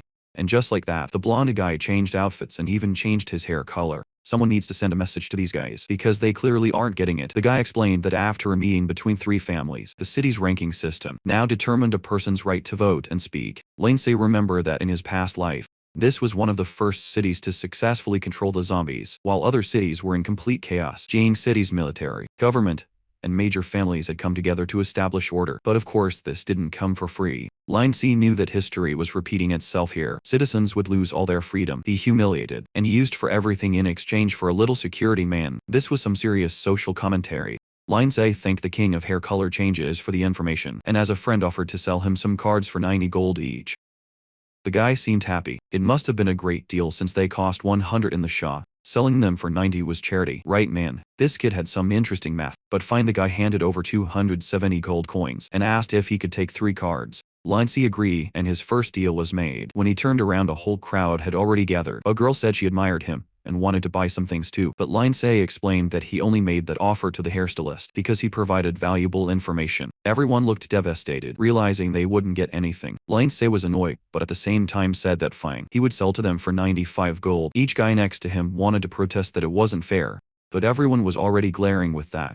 Lindsay dropped the box on the ground and declared 95 each. No limits. Everyone hurried to hand over their gold, while the guy thought to himself that Lindsay was incredibly kind. Apparently kindness was easy to achieve in this world. Meanwhile, Lindsay was excited because he would soon need to buy more honor medals, which would require a lot of money. After many successful deals, he walked calmly with a big idiot. A blonde guy with glasses remarked that Lindsay looked like he had a problem, but the other man replied confidently that the person next to him was ranked 5 in China, so there was nothing to worry about. Immediately the blonde guy got greedy, saying that if it was the great idiot, they could just send 30 people to kill him and take his loot. Man, the guy pulled out an apple peeler and slashed at the other dude, demanding that Xiao Qiu not disappoint him. He wanted to see how many idiots would follow the leopard fool straight into the trap. If you're confused about the sudden execution, so am I. But the guy was now staring at Lindsay, wondering who exactly this guy was for the big idiot to be following him. At that moment someone came running up behind them. It was the hairstylist calling out to them. He asked if they were going out hunting tonight, since there were still many zombies that could appear. Suddenly he grabbed Lindsay's clothes and told him it would be better if they left this area. But right at that moment the other guys appeared behind them. Lindsay stretched lazily and told them to just get on with it. If they were planning to rob him, they shouldn't waste time. The hairstylist clung to Lindsay, while Lindsay calmly counted the number of enemies. He then smirked, impressed that they had 32 players who had already changed professions. The guy with glasses then warned Lindsay that he shouldn't have done business in these lands. Selling so many cards and resources clearly meant he was a leader from another city, but here he had to pay a tax. Lindsay didn't care at all. The bald guy made his offer. If Lindsay handed over half of everything he earned, they would pretend nothing happened. Otherwise, the enthusiastic guys behind him would have to take everything by force. But what they didn't expect was for Lindsay to draw his sword and ask, what kind of nonsense was this about nothing happening? They had already wasted his time, so obviously you would have to charge for that. The rusted dagger he summoned inflicted 200 more pain. At that moment the big idiot entered berserker mode. He charged at the front lines, and the fool standing in front took a hammer straight to the face. Strangely, the guy clung onto the bald man like a cola and just hung there. Meanwhile the other players rushed at Lindsay from behind. Lindsay calmly stated that they shouldn't have wasted their lives like this. They had successfully changed professions, but in the end they messed with the wrong person. The first guy took a pinch to the neck and collapsed instantly. An attack came from above, but Lindsay summoned his water ability, blocking all weapons. The bald guy was confused. How did this kid have so many abilities? And then Lindsay detonated the weapons, drenching everyone in the explosion. The guy looked terrified. All he wanted to know was if they still wanted to continue this fight. The bald guy refused to back down, yelling at his allies that they had to kill this kid before he took over the city. Face to face, Lindsay sighed, thinking this was going to be pathetic. He drew his sword and slashed forward. The shockwave cut through them like butter, and suddenly Lindsay was standing behind a pile of bodies. Pieces of their remains hit the ground. Man, was it just me, or did the bald guy and the red-haired dude suddenly turn white-haired? Let's just say he got so scared that his hair turned white, and he ran for his life. But he should have run faster, because Lindsay hurled his sword like a boomerang, and it struck him down. As far as I remember, the guy used to have a white beard, but now it's black. Now, I'm starting to get curious about how many different color changes the artist will throw at us. At least our boy's hair was always white, while everyone else clung to his legs begging for forgiveness. Lindsay smiled and said of course, no problem. All they had to do was pay a small fee. And by small fee, he meant emptying their entire inventories onto the ground.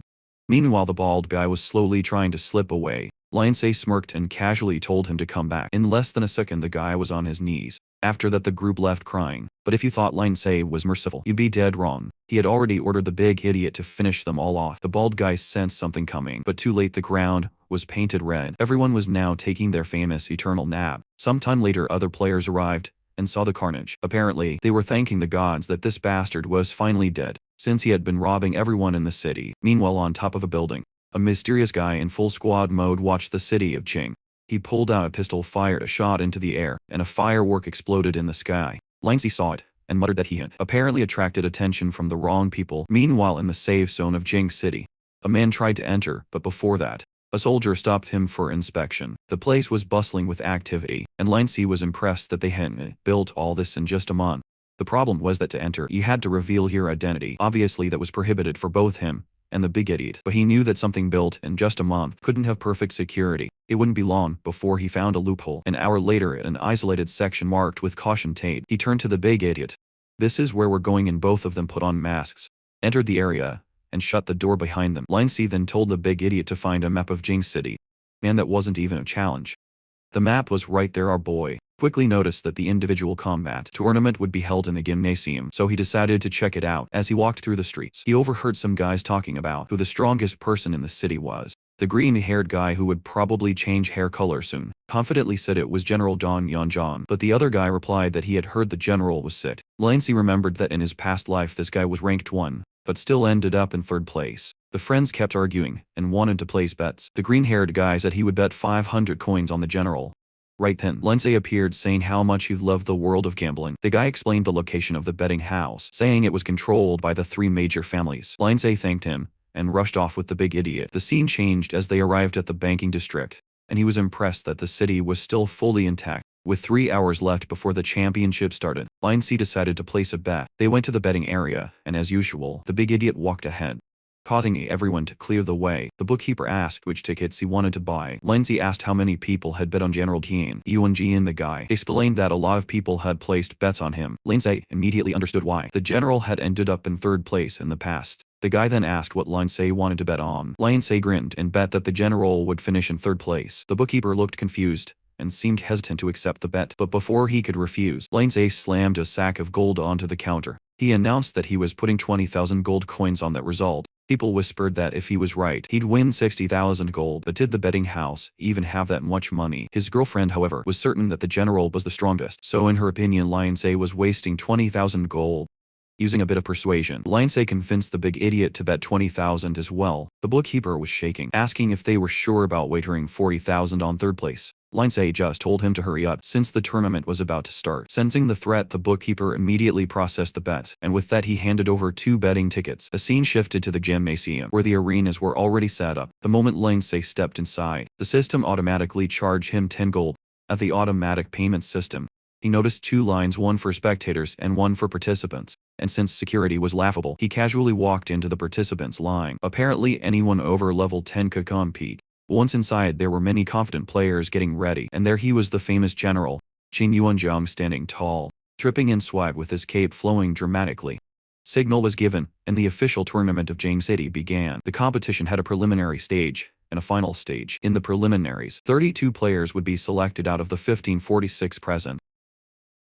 Numerous arenas were spread across the field. Players could either defend or attack. If you defended an arena for 5 minutes, you won. If someone took your place, you lost. All you had to do was stand your ground and hold off every attacker. Of course, the person in the arena was responsible for their own survival. At any moment they could choose to forfeit. With his hands still in his pockets, Lindsay casually observed the battlefield. This is going to be an absolute bloodbath. As soon as the match started, players rushed in desperation to claim the first available arenas. While our boy moved at his own pace, he knew that in the end all that mattered was standing on the platform. When the time was up, the competition began, and Lindsay casually pulled out a card and sat down next to the big idiot. They watched the battle board, which showed the numbered arenas. Those marked in red already had fights happening. He was impressed at how quickly everyone had jumped into action. As expected, the general stood on his platform, sword in hand, while no one dared to attack him. Meanwhile, Shi Jing, the blonde guy from before in armor, was surrounded by girls all begging him to teach them some moves. Lindsay recognized the name. Shi Jing was from the Li family. Known as the god of war, he hadn't expected to meet someone like this, so soon took his efforts,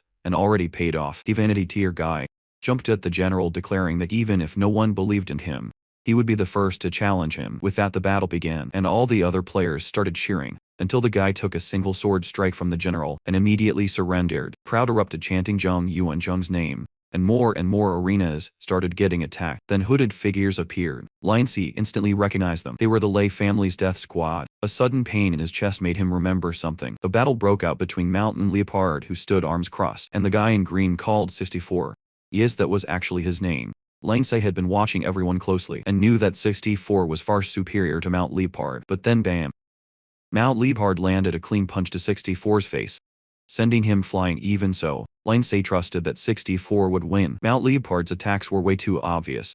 64 wiped his nose, then pulled out a hidden weapon from his back. Without Mountain Leopard noticing, he pretended to throw another punch, and the moment Mountain Leopard dodged, He took a hit straight to the ribs. Mountain Leopard managed to push him away with a kick to the chest, but now the fight was turning against him. The next second Mountain Leopard was already behind 64, ready to punch him again, but Man 64 moved like rubber, twisting midair and landing a spinning counter-strike. Then he kicked Mountain Leopard like a trash bag, sending him flying out of the arena. The crowd was stunned by the performance and realized that the tournament was far more dangerous than expected. Most of the arenas were being taken over by the Lee family. The spectators were furious and started throwing objects in protest. Some soldiers whispered, wondering if the Lee family was finally showing its true colors. Soon the old man muttered that he had always said the Lee family needed to be destroyed, but everyone had insisted on peace. He knew the young warrior listened to Shu declare that they would start a war against the three families, since they were clearly ignoring all orders. Someone slammed a chair on the floor. It was that white-haired kid, declaring that the Lee family was crossing the line, but the Lee family leader smirked, saying that this was the perfect opportunity to wipe out the other factions. Meanwhile in the arena, 64 apologized he had accidentally killed his opponent in another arena.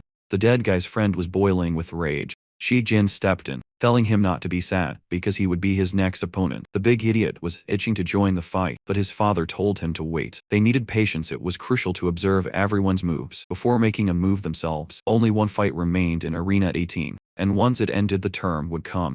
The crowd whispered that Mountain Leopard stood no chance against Shi Jing, but Lindsay muttered that these people weren't paying attention to details. In the arena the man who lost his Ellie charged at Shi Jing, who readied his hammer for a meteor strike. The impact smashed into the ground, sending a shockwave that knocked his opponent back. The guy was still recovering when Shi Jing lunged forward, declaring him too weak, but just as the attack landed, the guy disappeared like smoke. He reappeared behind Shi Jing and managed to land a sword strike.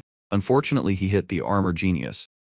He was stunned that Shi Jing was unharmed, but he could have just gone for the head now. He was sent flying, with a hammer to the chest, crashing like a broken toy. Shi Jing approached his fallen opponent without mercy. At that moment Jiang Yu and Zheng told the guy to surrender before it was too late. The boy on the ground sighed and admitted defeat. Instantly he was teleported out before he could be killed. Then Shi Jing turned to the crowd and asked if there was any other idiot willing to challenge him. And that's when the greatest idiot of them all stepped up. Out of nowhere a masked figure appeared right in front of him. Nobody knew who the masked man was. Everyone wondered why some random player was volunteering to die at Shi Jing's hands. Lindsay summoned his weapon while Shi Jing smirked. Looks like you want to know what it feels like to be crushed by my hammer. Bao and Lindsay locked eyes with him. For a single second Shi Jing froze. He saw something terrifying standing behind Lin Ji. His body instinctively trembled, and he started backing away without realizing it. Before the first attack even landed, he was already at the edge of the arena. One more step, and he'd be disqualified. With no other choice he forced himself to attack, even though his entire body screamed at him not to. He activated his Crimson Smash technique, and the attack hit directly, but Lindsay stopped it effortlessly with his sword. A single slash to the side, and the hammer was sent flying out of Shi Jing's hand. The guy rushed forward for a punch, yelling that Lindsay was begging to die, but then something felt off. Before he could process it, his body was in pieces sliced apart like sashimi. The crowd erupted in terror, screaming, demanding to know who had just killed the third strongest fighter in the city. In an instant, one person stood up and shouted that they needed to check this player's status immediately. Lindsay had already removed his mask, set his player name to visible, and declared that he was here for revenge. He knew that his identity as Joey would soon be exposed anyway, so he no longer cared, and then he made it clear. He had come to Jing City today to take revenge on the Lee family. Nearby Chu from the military watched everything unfold. He was pleased. At least now they had a chance to stop this disgusting family. And now that everyone knew Joey was participating, the other players wanted nothing to do with it. They were all fans of his, especially after he had sold them so many items. Back in the Lee family's war room, a man bit his nails and muttered that they had gone too far. They hadn't just involved the Lee family, they had also provoked the military, which would only make things worse for the three families. The head of the faction that had sent Shi Jing argued that at least the threat was gone now, but he couldn't believe that Shi Jing was actually dead. The worst part, they were now officially at war with the military. He revealed that they had soldiers positioned all around the stadium. As soon as the preliminaries ended, they would invade and cause absolute chaos. The younger sat back and said that this was their last chance, because if they didn't fix this now, they were screwed no matter what. The man in glasses warned that their family had better not disappoint them again. Back in the arena, Lindsay had stolen the giant hammer Shi Jing had been using. Since it had belonged to one of the strongest fighters in the city, it was high quality and had the ability to restore health with each hit. Perfect for the big idiot. He also picked up a bracelet that slightly boosted his spirit attribute. Then he summoned a chair and sat down casually, knowing no one would dare challenge him. Now looking to the side, he watched Chung Yuan's match. His opponent was the second in command of the Lee family, one of the strongest fighters in the city, and he had the talent of summoning beasts. Lindsay knew this wasn't going to be an easy fight. What he didn't understand was why the Leaf family was going all in on this tournament. Just then the enemy summoned a tiger from a portal. Right as Manhwa moved in for an attack, he pulled a sword from his back, deflected the strike, and was knocked backward. At the same time the tiger lunged from behind. It bit down hard on his shoulder, but John Yuan managed to throw it off. However, his opponent was relentless, using a smoke technique right in John Yuan's face. His vision was blocked for a second, and in the next moment, the enemy appeared behind him and finished him off. The body hit the ground like garbage, and the man even kicked it for good measure. Some players sighed, saying it was a shame that they could only kill him once. Lane Se had thought it was John Yuan's arena, but it was actually just a soldier's. He realized this because John Yuan was in the distance, punching a wall in rage. He swore vengeance against the Leaf family. And then the big idiot stepped into John Yuan's arena. The opponent glanced over unimpressed. Is this the best that got to kill me? He summoned a bear, and declared that he was about to take another life. At that moment Lion C used his mind control ability to coordinate the big idiot's movements. The bear swiped, launching him into the air. The enemy mocked him, saying his sai was too weak. As the big idiot landed, he was immediately surrounded by two monsters from both sides. He ordered the wolf to wait, but the beast charged in anyway. So the big idiot pretended to back away, only to suddenly launch into a b-boy spin kick, knocking the wolf's jaw sideways and sending it flying. Then he hit the bear with another spinning kick, making an explosion impact. At that moment the opponent realized something. The big idiot had been holding back his true strength. He tried to surrender, but before he could finish saying it, the big idiot came flying in and kicked him square in the chest. He crashed to the ground, rushed to the system menu to forfeit, but his hand was pinned down by the hammer, and then his head rolled across the floor. Lion Se cancelled the mind control, and the big idiot stood proudly grinning. The crowd erupted in cheers, thrilled that someone was finally standing up to the Leaf family. Meanwhile, Lion Se was celebrating on the side. His only goal was to make the Leaf family's life a nightmare in Jing City, but honestly, he barely even needed to try. He had already pissed off the military, which was a terrible idea. He continued watching as more fights unfolded. A stab here, a slash there. Two burros struggling to even lift their swords. A bit sexist if you ask me. And with that the qualifiers finally came to an end. The players who lost sight in relief, all for Lion Se, had been kind of boring. In the end 14 soldiers, 10 random people from the noble families, some members of secret organizations, Lion Se, and the big idiot all made it through. Right now the big idiot was more excited than ever. He wanted his new hammer. Lion Se pulled it from his inventory and handed it over, the big idiot being with joy. Just then the system issued a message. Each player who advanced was to head to their designated information booths. When Lion Se entered the information booth, he found an orb inside the moment he placed his hand on it. The system recognized his qualification. At the same time his personal system offered him a special mission. If he won first place he would receive exclusive rewards. Obviously he accepted. Outside, Zhang Yuanchan approached him. He tried to introduce himself, but Lion Se cut him off immediately, saying he already knew who he was. He told him to get straight to the point because he didn't have time to waste. Man, our boy was as direct as ever. John Yuan explained that the city was struggling with the apocalypse and countless problems, and that he wanted to recruit Lion Se. But Lion Se wasn't interested in the slightest. He simply said that if Zhang had nothing valuable to offer, he should leave Zhang's site, accepting a rejection, and instead asked Lion Se to meet with General Hexi. Finally, this was what Lion Se wanted. However, Zhang warned that the military was planning a move against the three families. They went to a private area away from players and locked the door.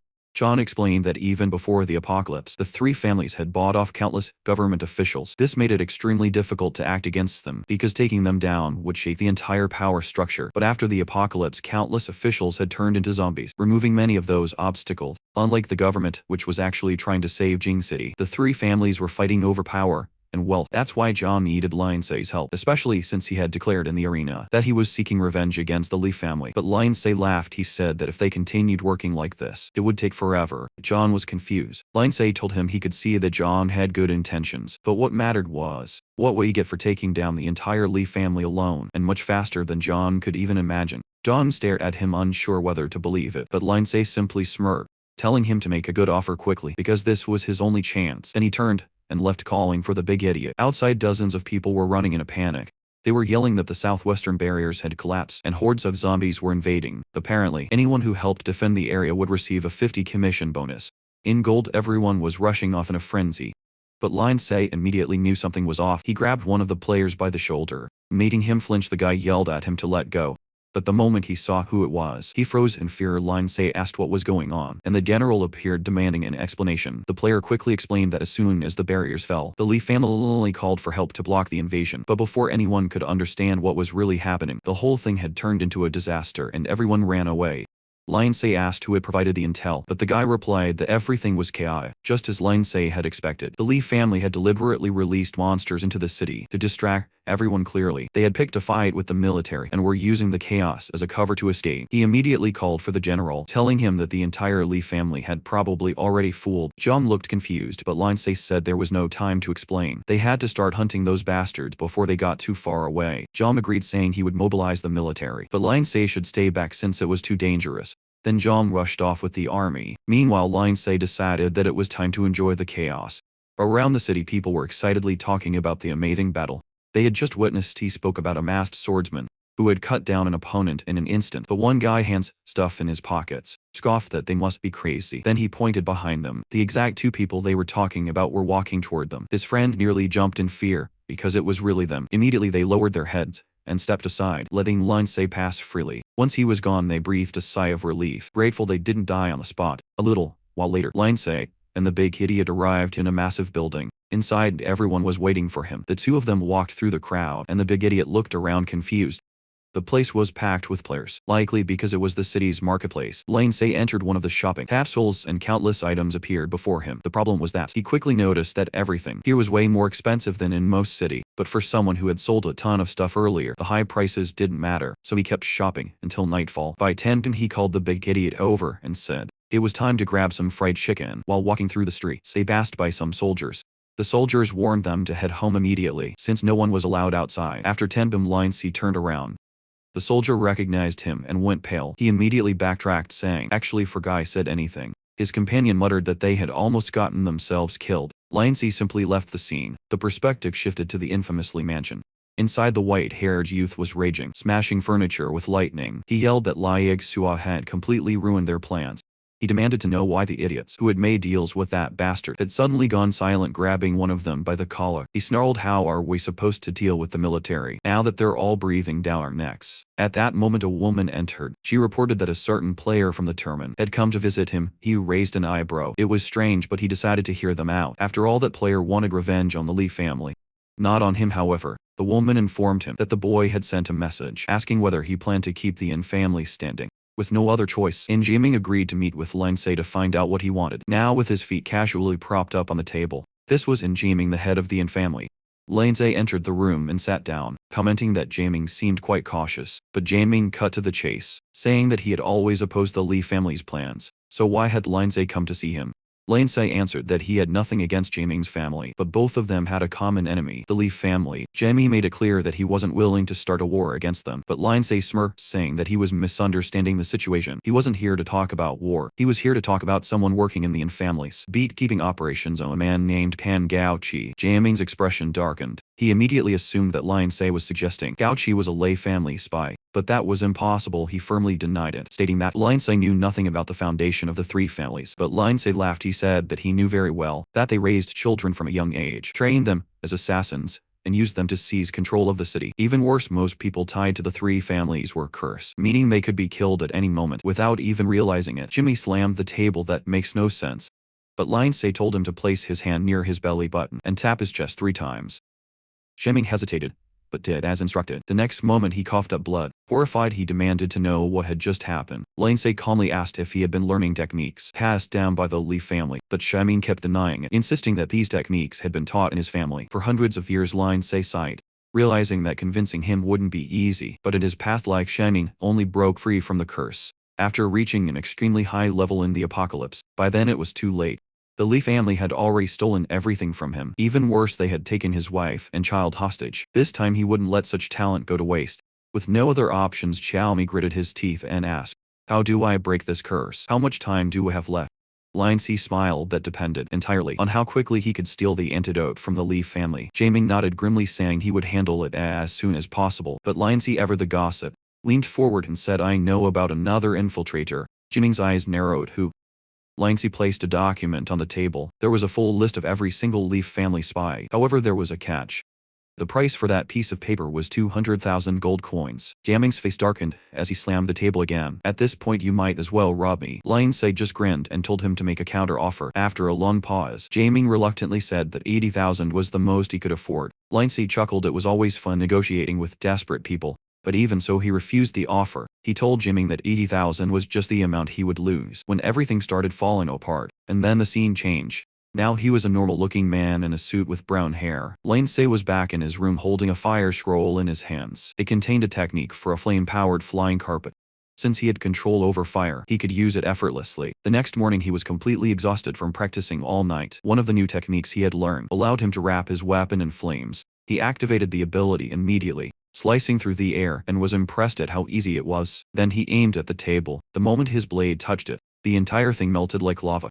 Satisfied, he called over the big idiot. Now the preparations for the final match were complete. In front of the stadium, everyone was making their bets on who would win. Then a message instructed all the finalists to enter the booth immediately and get ready. At that moment, Sean Yuan called out to our boy and said he had already spoken with the leader about the request he made. To discuss this further, they wanted to have a chat with our boy after the tournament. Our boy thanked him and said it was fine, while thinking that this was the perfect chance to extort these officials.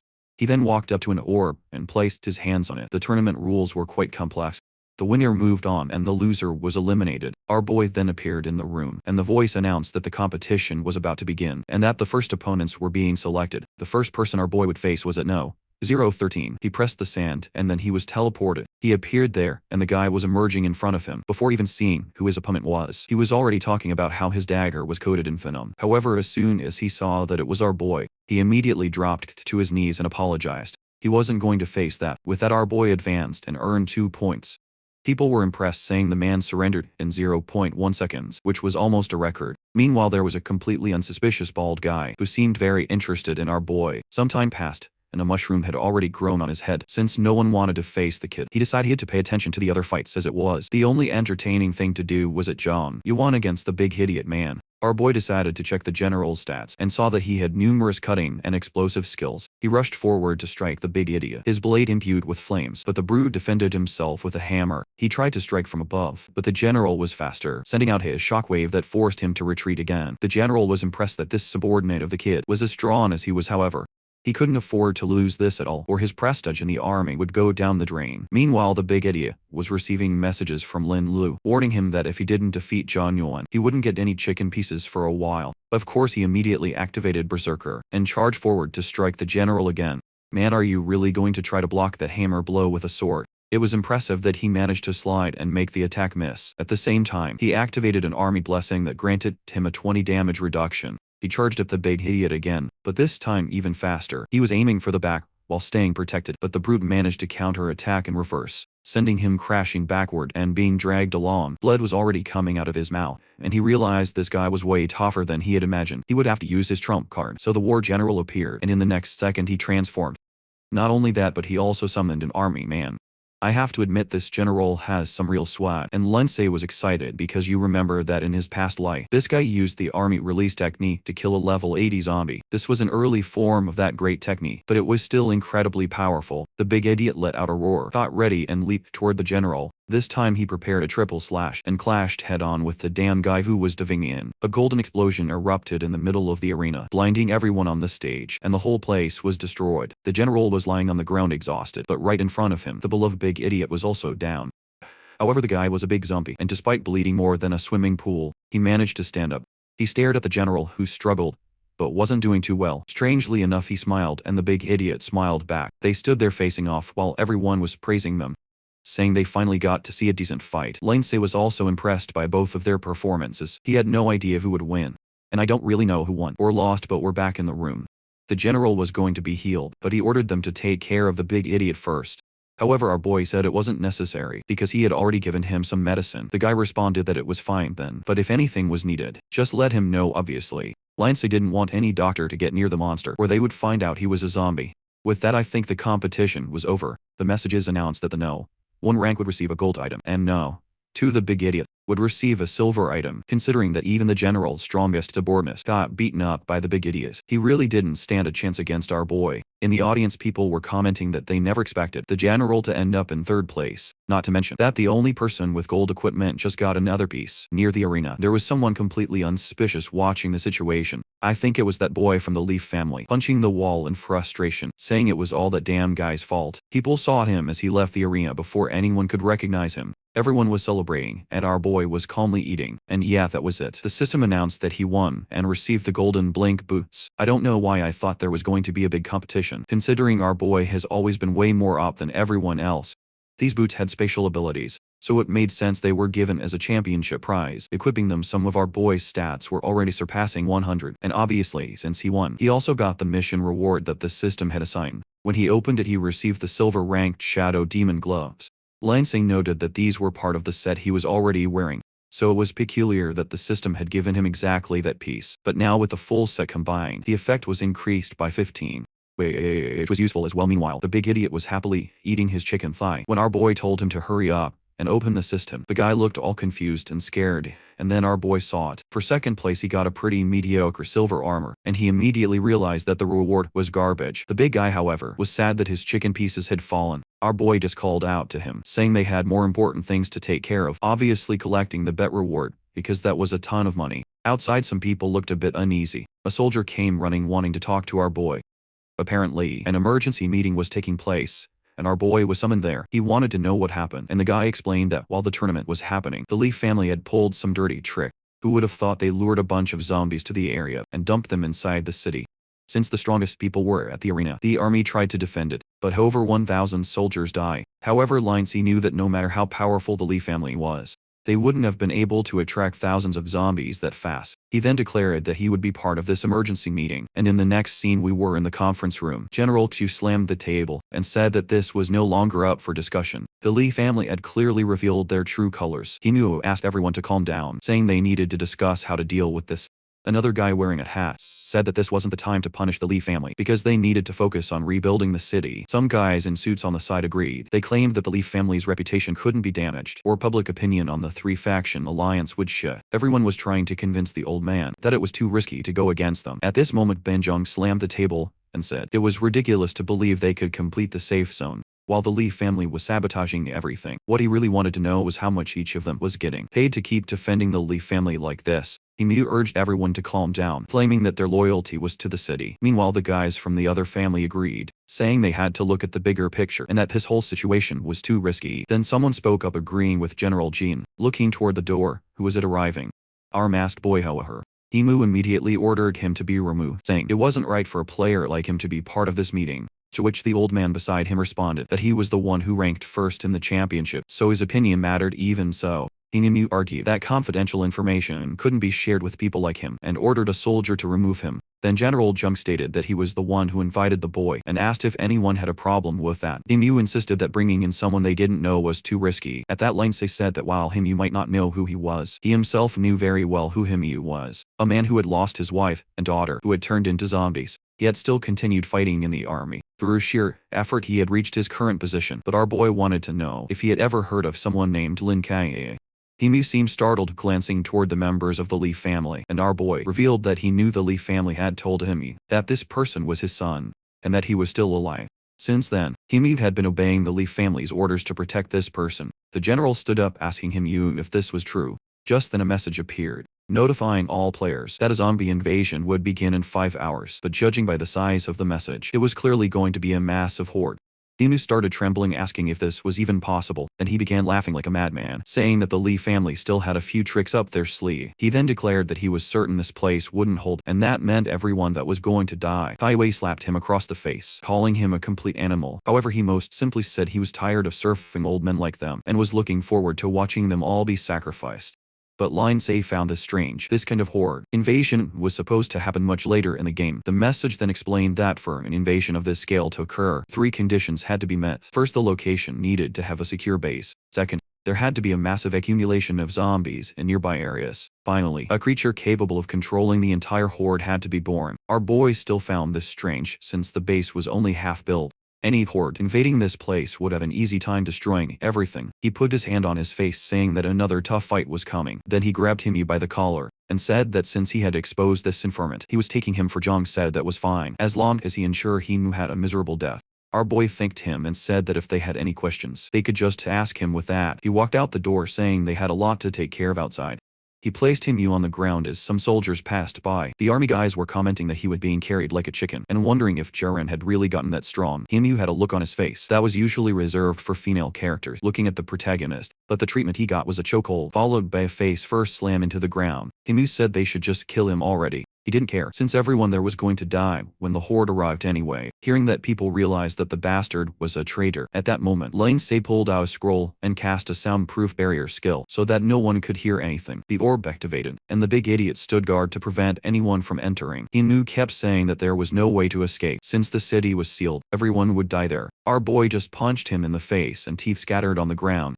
Then he asked where the head of the Li family, Li Lichuan, was hiding. Of course he refused to answer, to which our boy replied that he loved a more challenging kind of love. He got closer and asked if he would talk now. Guy said no, so he got a pinch on his hand. As he kept pinching, our boy said he was excited to hear everything he moved and received from the Li family, that the guy was already begging to be killed. This one was easy, but our boy simply said that as long as he didn't have the information, he would stay alive. He paused the torture for a moment, and then asked if Himyu was tired of pretending. Before the guy could answer, he struck his other hand. This time he wanted to know what orders Lai Lixuan had given him. Hima explained that he smuggled resources and sometimes sent military personnel to places where they would be killed. Once again, our boy wanted to know what Lai Lixuan told him before fleeing. Yesterday, Hima replied that all they asked was to delay any actions against the Li family for as long as possible. Lin Si then wanted to know a meeting point or how they communicated. Himu mentioned a place called Chamar Den and said the Li family managed it.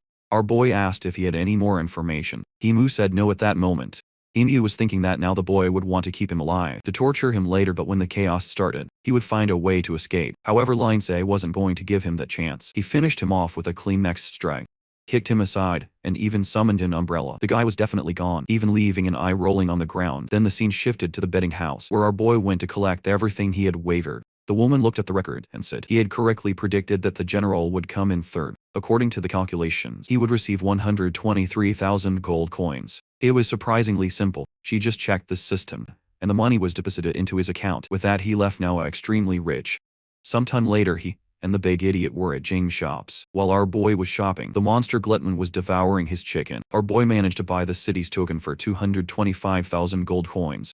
Man, that thing was expensive. The people outside were all shocked, wondering who this billionaire with so many coins was. The next moment, our boy stepped out of the shop, and they were all in awe. Looking at his hand, he had finally gotten what he wanted. The city honor emblem, which granted several advantages. Once every 2 days, he could make an announcement that everyone would hear. He could also cause fear, pain, and any kind of negative status effect much more easily when fighting in that area. Additionally, the chances of obtaining items from monsters in this city were increased. Anyone who attacked him would lose attributes for 5 minutes, and he could also summon a divine creature from Jing in any battle. As he left, he seemed a bit dissatisfied, thinking that for 225,000 coins, there should have been more perks. At least you could summon the city's legendary dragon. The only problem was that it lasted only 2 minutes. Now, it was time to spend more money and buy a new set for the big idiot, the lunatic, and form the perfect duo. They were now dressed exactly alike. Meanwhile, back in the meeting room, someone called for General Stewie Dawn, asked about the situation, and the soldier explained the barrier surrounding the city. Not even more tanks could break through it,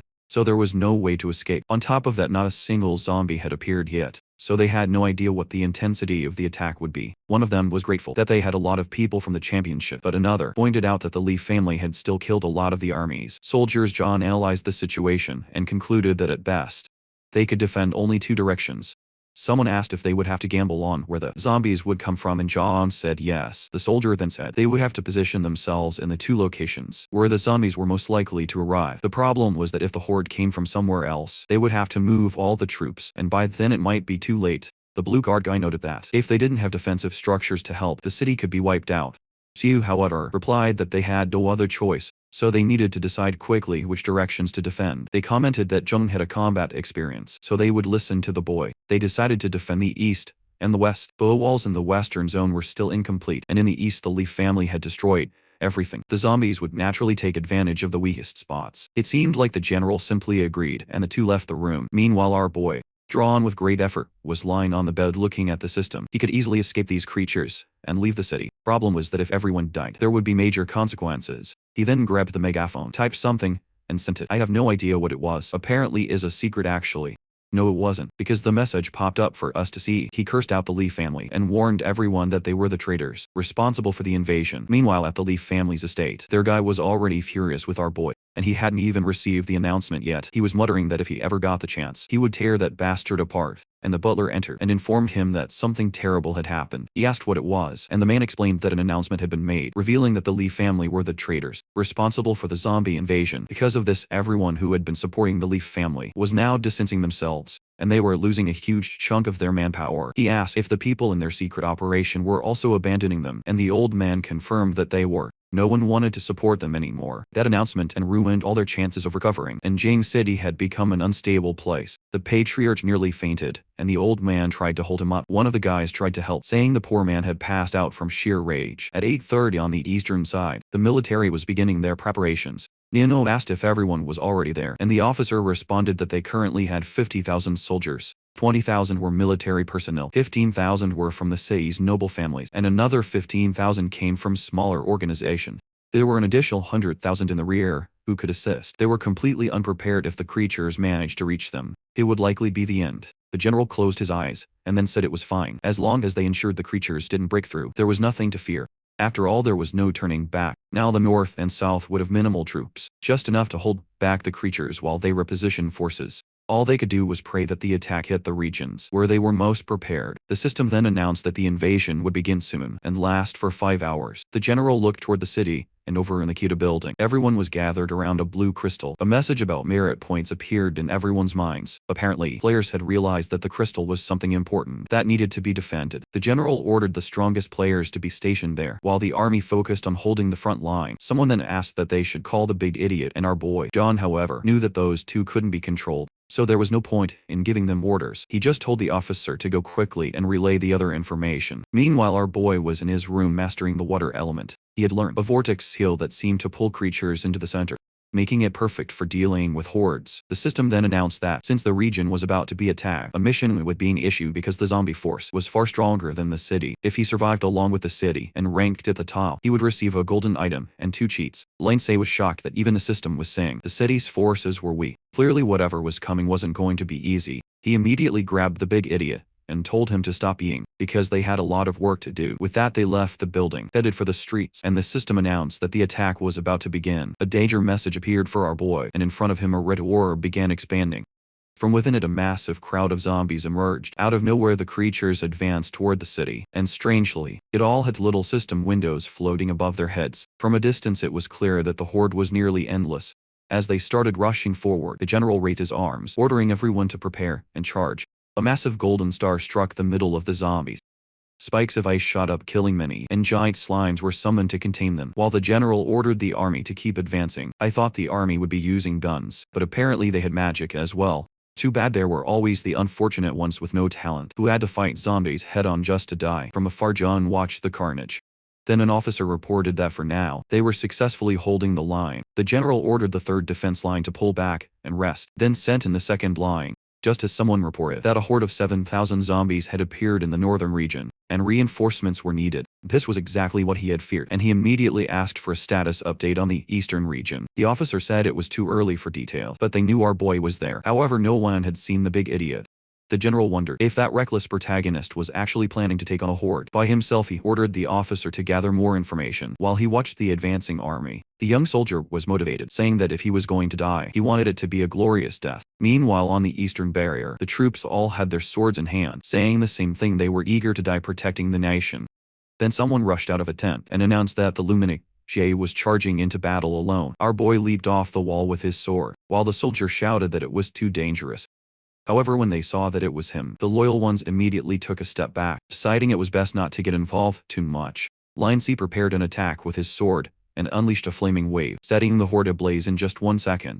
The entire area was covered in smoke, and he kept charging toward the horde. The soldiers who were watching started feeling like cowards for not helping. Then one by one they left the base, staying. They couldn't just let him handle everything alone. The entire army advanced and began slaying zombies amidst the chaos. Our boy was creating water vortices, pulling in the undead. His energy kept dropping from the excessive use of magic, so he pulled out a small chair and some tea to recover. But right then a fat zombie launched a venomous attack. He simply closed his teacup, appeared behind the zombie, and delivered a solid kick, then cutting down another one with his sword. He muttered that things were still too easy. However, more and more zombies were closing in from behind. He extended his hand, activating the water vortex, which engulfed a massive number of zombies. Once they were all gathered, he created a fireball and blew them all up. He even leveled up while the soldiers stood there in shock. Among the horde, a bearded zombie was watching, trying to understand how a single human could take on so many creatures.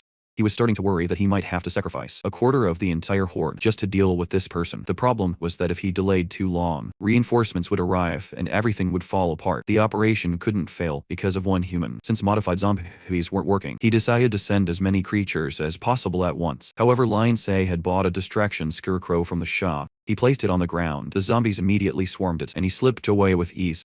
The only issue was that some of the creatures were starting to advance toward the gates. Even with all his power, he couldn't stop the advance from all directions. Judging by the increasing number of creatures, the northern region was likely reaching its limit as well. He crouched down, leaped into the air, and activated the city's medallion. At the same time, he had to consume a spiritual potion. The medallion began radiating a purple aura, and the zombies looked frightened. The golden lightning bolt cut through the sky as our boy pointed at them. The explosion could be seen from anywhere on the battlefield. Some soldiers took it as a divine omen. Our boy then landed, eager to see the medallion's results. Among the zombie horde, a purple spirit surrounded by lightning had appeared. The soldiers, afraid of getting caught in its attack, immediately ran. Meanwhile, Lindsay simply observed as it advanced. It was a saint's island in its ghostly form. Even Lindsay was impressed. It was a legendary ranked creature. The way it looked at him made him wonder if it had a consciousness and could understand him. But there was no time to test that out. There were too many creatures. He used his mind control technique to make the Kylan charge into the zombies. Single lightning strike spread through all of them. Lindsay realized that this was the perfect element to deal with these monsters. The summon leaked again, continuing to spam its energy. Meanwhile, the zombies clutched their heads, dying. The little dragon was even smiling, having fun. The monsters obviously weren't enjoying it nearly as much. It looked like not a single one of them had survived. Our boy gained 2 levels, jumping straight to 26. The killing hovered over the city, cleaning up zombies all around, but soon the mist began to fade. The creature turned into a crystal and shattered completely. At least it lasted long enough for our boy to reach level 27. The other players were celebrating since the crystal was still intact. One girl, however, was shocked that the top rank player had jumped straight to level 27. And as always, our boy obtained some items. One was a thunder element orb that he could use on the trigrams to learn or predict an element. The other was a dragon scale that increased health, regeneration, and boosted lightning damage. For him, this was the perfect combination. He wondered if he could rip off a scale every time he summoned the dragon and make an entire armor out of it. But even so, there were still some zombies left in the city. He noticed that they seemed a bit more hesitant now. The only strange thing was that the dragon had wiped them out so thoroughly that he hadn't received any drops to strengthen himself. He decided to use the scale. Immediately upon activation, it fused into his chest, forming a dragon emblem. His stats increased along with his regeneration. Now that the zombies had retreated, he decided to head to other areas. Meanwhile, the army guys were happy to fight alongside him. Of course, some were mourning the countless fallen comrades, but now it was time to reorganize and try to assist the other regions. People defending the crystal were shocked by the merit rankings. One girl commented that it was impossible for the top player to have such a massive lead. Meanwhile, in another part of the zombie invasion, a bat-like creature was approaching. The only ones capable of dealing with a bat-like creature were the mages, who began launching their spells into the sky. Meanwhile, the general in this region was asking if reinforcements had been called because they were on the verge of losing control. Just as he was issuing his orders, the entire ground began to shake. He turned towards the source of the rumbling, where smoke was rising, and suddenly zombies started emerging from the ground. Amidst the battle, soldiers and players were fighting side by side. The creatures coming from underground were massive, and sword strikes weren't doing anything against them. Meanwhile, spells continued lighting up the sky as they fought off the flying monsters. But ahead, yet another wave of creatures was advancing. The general ordered them to hold the region because the crystal was right behind them and they couldn't let anything through. The soldiers charged forward, took their positions in front of the monsters, and raised their shields. The mages continued casting fireballs, but one of the giants swung its massive fist and sent an entire squad of soldiers flying. Man, these shields were more of a liability than a help. They were being grabbed and tossed like rag dolls. The creatures kept advancing, while the captain from above shouted for them to hold their ground, promising reinforcements were on the way. The artist decided to make his job easier by introducing a new creature, the transparent zombie. It was invisible even to use. They started pouring water on the ground because that was the only way to see the footprints of these creatures. They encircled the crystal with water while watching for movement behind them. A soldier was about to say something when he suddenly took a blow to the neck and collapsed to his knees. One player was panicking when suddenly a spinning hammer flew through the air and crashed into the street, smashing the monster into oblivion. When he turned to look, it was the big idiot arriving, all swagged out. At that moment, he was being controlled by Lindsay, who who was nearby to make sure the crystal wasn't destroyed. He advanced, cutting through both the massive zombies and the invisible ones. His presence gave the troops a renewed chance at victory. But right then something moved at incredible speed, heading straight for the crystal. The monster moved so fast that its skin color changed as it attacked. Just before it reached the crystal, a spinning hammer struck its leg from behind. The creature fell dead, and the big idiot let out a roar before charging back into the brawl. The players and soldiers formed ranks in front of the crystal. The battle continued until sometime later. The area was completely empty. Everyone was wiping off sweat, and there was even a blonde guy there full of swag. Name and Joan. An army officer told him he could rest after fighting so hard. Players were all praising him, saying they had seen him fight a zombie alone, and it was incredible. He didn't say a word apparently. This guy was mute. He sat down to rest. When someone approached, it was the big idiot, and the others thought they might know each other. But suddenly, the big idiot raised his hammer and smashed him into the ground. Everyone was shocked, but then his body began to change. In the pool of blood, a thin, frail creature appeared. It was a parasite that could take control of a person's body and use all their attributes. The only flaw was that it couldn't speak. Everyone finally understood why, and Jaeoing hadn't responded to anyone. Our boy called for the big idiot and said it was time to move to the next region with that. He released control of him, and the scene shifted to General Tao's battlefield. Countless zombies lay scattered on the ground, and seems like with the army's help, he had managed to hold that part. The problem was that right at that moment, he received a message saying the defenses were reaching their limit, and the area was completely destroyed. He ordered the troops to retreat to another defensive line, but the young soldier next to him said that was insane. He pointed out the risks of trying to escape at that moment, but the general insisted they had no choice. It was the only way to maximize their chances of survival. Then he turned to the side and saw a boy approaching, hands in his pockets full of swag. Tears welled up in the young soldier's eyes as he cheered, saying they didn't need to retreat anymore because he had arrived. You and the general celebrated, and right then our well-drawn boy leaped straight into the battlefield.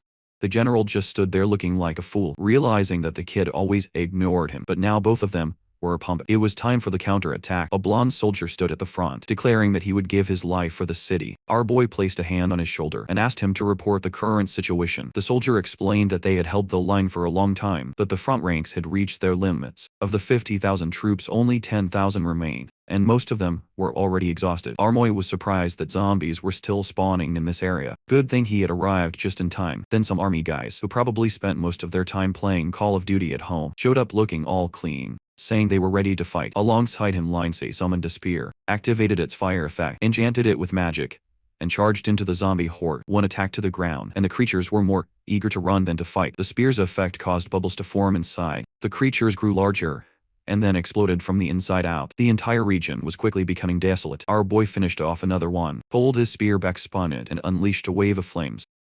One attack hit the horde directly, and then he hurled the spear into the chest of another giant man. The thing pierced right through, went flying into the distance, exploded, and then returned to his hand. This thing is hacked, isn't it? While the Call of Duty guys stood there frozen in shock, our boy charged toward the army. A short while later he had reached level 29, surrounded by a field of dead zombies. Soldiers were terrified by how he just kept leveling up. Meanwhile, Lindsay noticed that his inventory was getting ridiculously full. Since he couldn't even feed the sword anymore, he started throwing stuff away. At that moment, General Tom and the military saluted our boy, saying he had saved everyone's lives. Our boy shrugged it off, saying it was no big deal, and even left some items behind on the battlefield for them. Then he walked away. Sometime later, he was in a cabin flipping through the books he had received. One of them granted a random ability, and he begged the Holy Dragon to bless his luck. When he opened it, he gained the Scarlet Pupil ability. His eyes now had a zoom effect, allowing him to see distant objects, and on top of that, he could create mental illusions in people's retinas. He figured the ability must have been good, since he had prayed to the purple dragon. Immediately, he activated the ability only to feel a sharp pain in his face.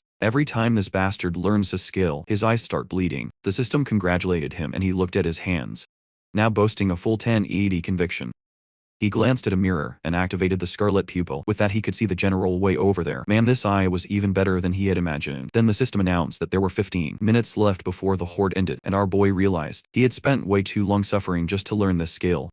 He grabbed a strange fire orb and disappeared from the cabin. The general was in a meeting room when our boy entered and called for him immediately. The guy bowed and thanked him, saying that without him they wouldn't have survived this zombie horde. Lindsay waved it off, saying it was fine, but he wanted to know if the general knew at least 4 people in the top rankings. The general confirmed that he did, but wanted to know why Lindsay asked him to summon those people, because he would explain once they were all gathered. The general agreed, but warned that calling so many powerful figures together would attract unwanted attention. A few minutes later, the room was filled with the strongest fighters. Then our boy revealed that this entire horde had been controlled by the zombie emperor. Some looked shocked but admitted it made sense. The attack had been way too coordinated. Then the protagonist reminded them that aside from the zombie emperor, the Lee family was also responsible. The group agreed, stating that countless people had died in the attack, and they needed to get revenge. At that moment our boy revealed that once the event ended, they would have a chance to counter-attack. However, the decision would be made through a vote among the top-ranking players.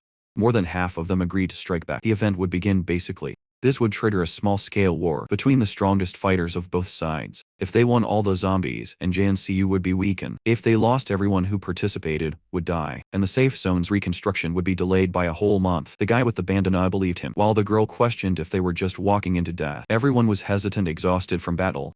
I'm sure that fighting these zombies wouldn't be easy, but our boy reassured them, saying he could go alone and they didn't need to worry. It was enough to guarantee victory. The general hesitated, but then simply nodded. With that, he ordered everyone to cooperate with the kid, but the group still didn't look too thrilled. With no other choice, they forced a smile and told him they were excited to see what he would accomplish. Just then, system messages appeared for everyone, announcing that they had successfully defended Jing City. Even the zombie emperor probably didn't know yet. The people hearing this cheered.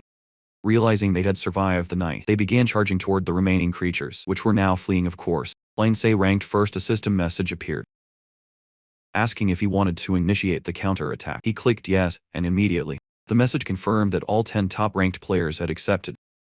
Watching the troops move out, the captain recalled a rumor about obtaining a platinum chest. This information had been purchased from the in-game store, and now he suspected that Lindsay knew about it too, which was why he was so determined to get revenge. With that, the entire city began buzzing with the news of the counterattack. People were excited, saying that just defending all the time was too boring. Now they had the chance to go on the offensive and show what humanity was capable of. A giant system window appeared, broadcasting the battle to everyone, and in the middle of the arena, our boy and his monster had already appeared. The zombies emerging looked like the aliens from Dragon Balls. For real. Lindsay muttered that this zombie emperor of the Shadow Illusion was the one who had killed him in his past life. He never expected to encounter him this early in the future. Any zombie surpassing level 90 would receive the title of Emperor. Additionally, upon reaching this level, they would also gain the ability to control any creature they wanted. Before dying, our boy, along with the war god, signed a combat alliance. Of the 9 war heroes, 3 were from the government, 3 from the Lee family, and 3 belonged to no faction. The problem with having no faction was that basically, no one cared what happened to you. Some people wanted to help, while others wanted to take advantage of them and ruin their lives. And since our boy had grown too strong, the Lee family hired other players to kill him before he got out of control. But today, the Emperor, who orchestrated this whole plan, would die by his hands. The system then showed that the fight would be to the death. Each side would send 1 participant who could use any type of weapon or equipment. The competition would end when all participants on one side were dead. Our boy stood there staring at the horde, and that Emperor, who had watched him fight, was already trembling in fear. None of the enemies stepped forward, and the system announced that if they didn't send someone, one would be chosen at random. At that moment, the first fighter, a zombie with dragon wings, jumped into the arena alliance. He thought they were underestimating him, since they sent a level 18 zombie. He drew his sword, and the zombie immediately started running. Our boy noticed that he was trying to buy time, but he dashed in and slashed. Body hit the ground, and the dumb zombie crowd was in shock. Man, this zombie was ugly as hell. Seriously. They realized they had to change their plans and couldn't hesitate. Right then, a huge gray brood appeared in the arena. Our boy was impressed. It was a hybrid creature. It seemed like they had figured out they couldn't play around anymore, but that still wouldn't be enough to win. He charged forward and slashed straight at his chest, but the creature looked completely unharmed. Our boy activated a technique with his sword and managed to pierce its stone-like chest, but the blade got stuck. He saw that the creature looked confident, but that wouldn't be enough. He twisted his sword and tore a chunk off its shoulder. He sidestepped it, activated an aura on his blade, and leaped at the creature again. While the zombies seemed to be chanting strangely, everyone covered their faces, talking about some kind of ritual. A deep cut appeared on everyone's heads, and that giant was bleeding. The brute stretched out its arms, saying this was for the zombies. Then it ripped a piece off the first zombie's head and started devouring it. The system explained that this was a forbidden ritual, where the consumed lost all their power, while the consumer grew stronger. Lindsay had never seen anything like it before, but he knew he had to end it quickly. He launched a green slash at the brute, but the monster activated an extreme defense. The attack landed, but the creature had closed its arms in defense. However, our boy sent a tiny sword that slipped between its defenses and exploded inside. Yet even after that, the creature still stood firm. But in that moment, the vortex had been placed at its feet. Our boy rushed in, slashing with his flaming sword. Finally, the creature took some damage, and he even received an item called the Stone Jar. The item granted an ability that surrounded the body with a defensive barrier, but had a 98-hour cooldown. While our boy was checking the system, a foul presence approached. It was a disgusting rotten zombie. Lindsay simply muttered that this one wouldn't last as long as the last. He drew his sword, saying he needed to speed things up and stop the ritual, then struck a massive green slime rose up with a monster at its center.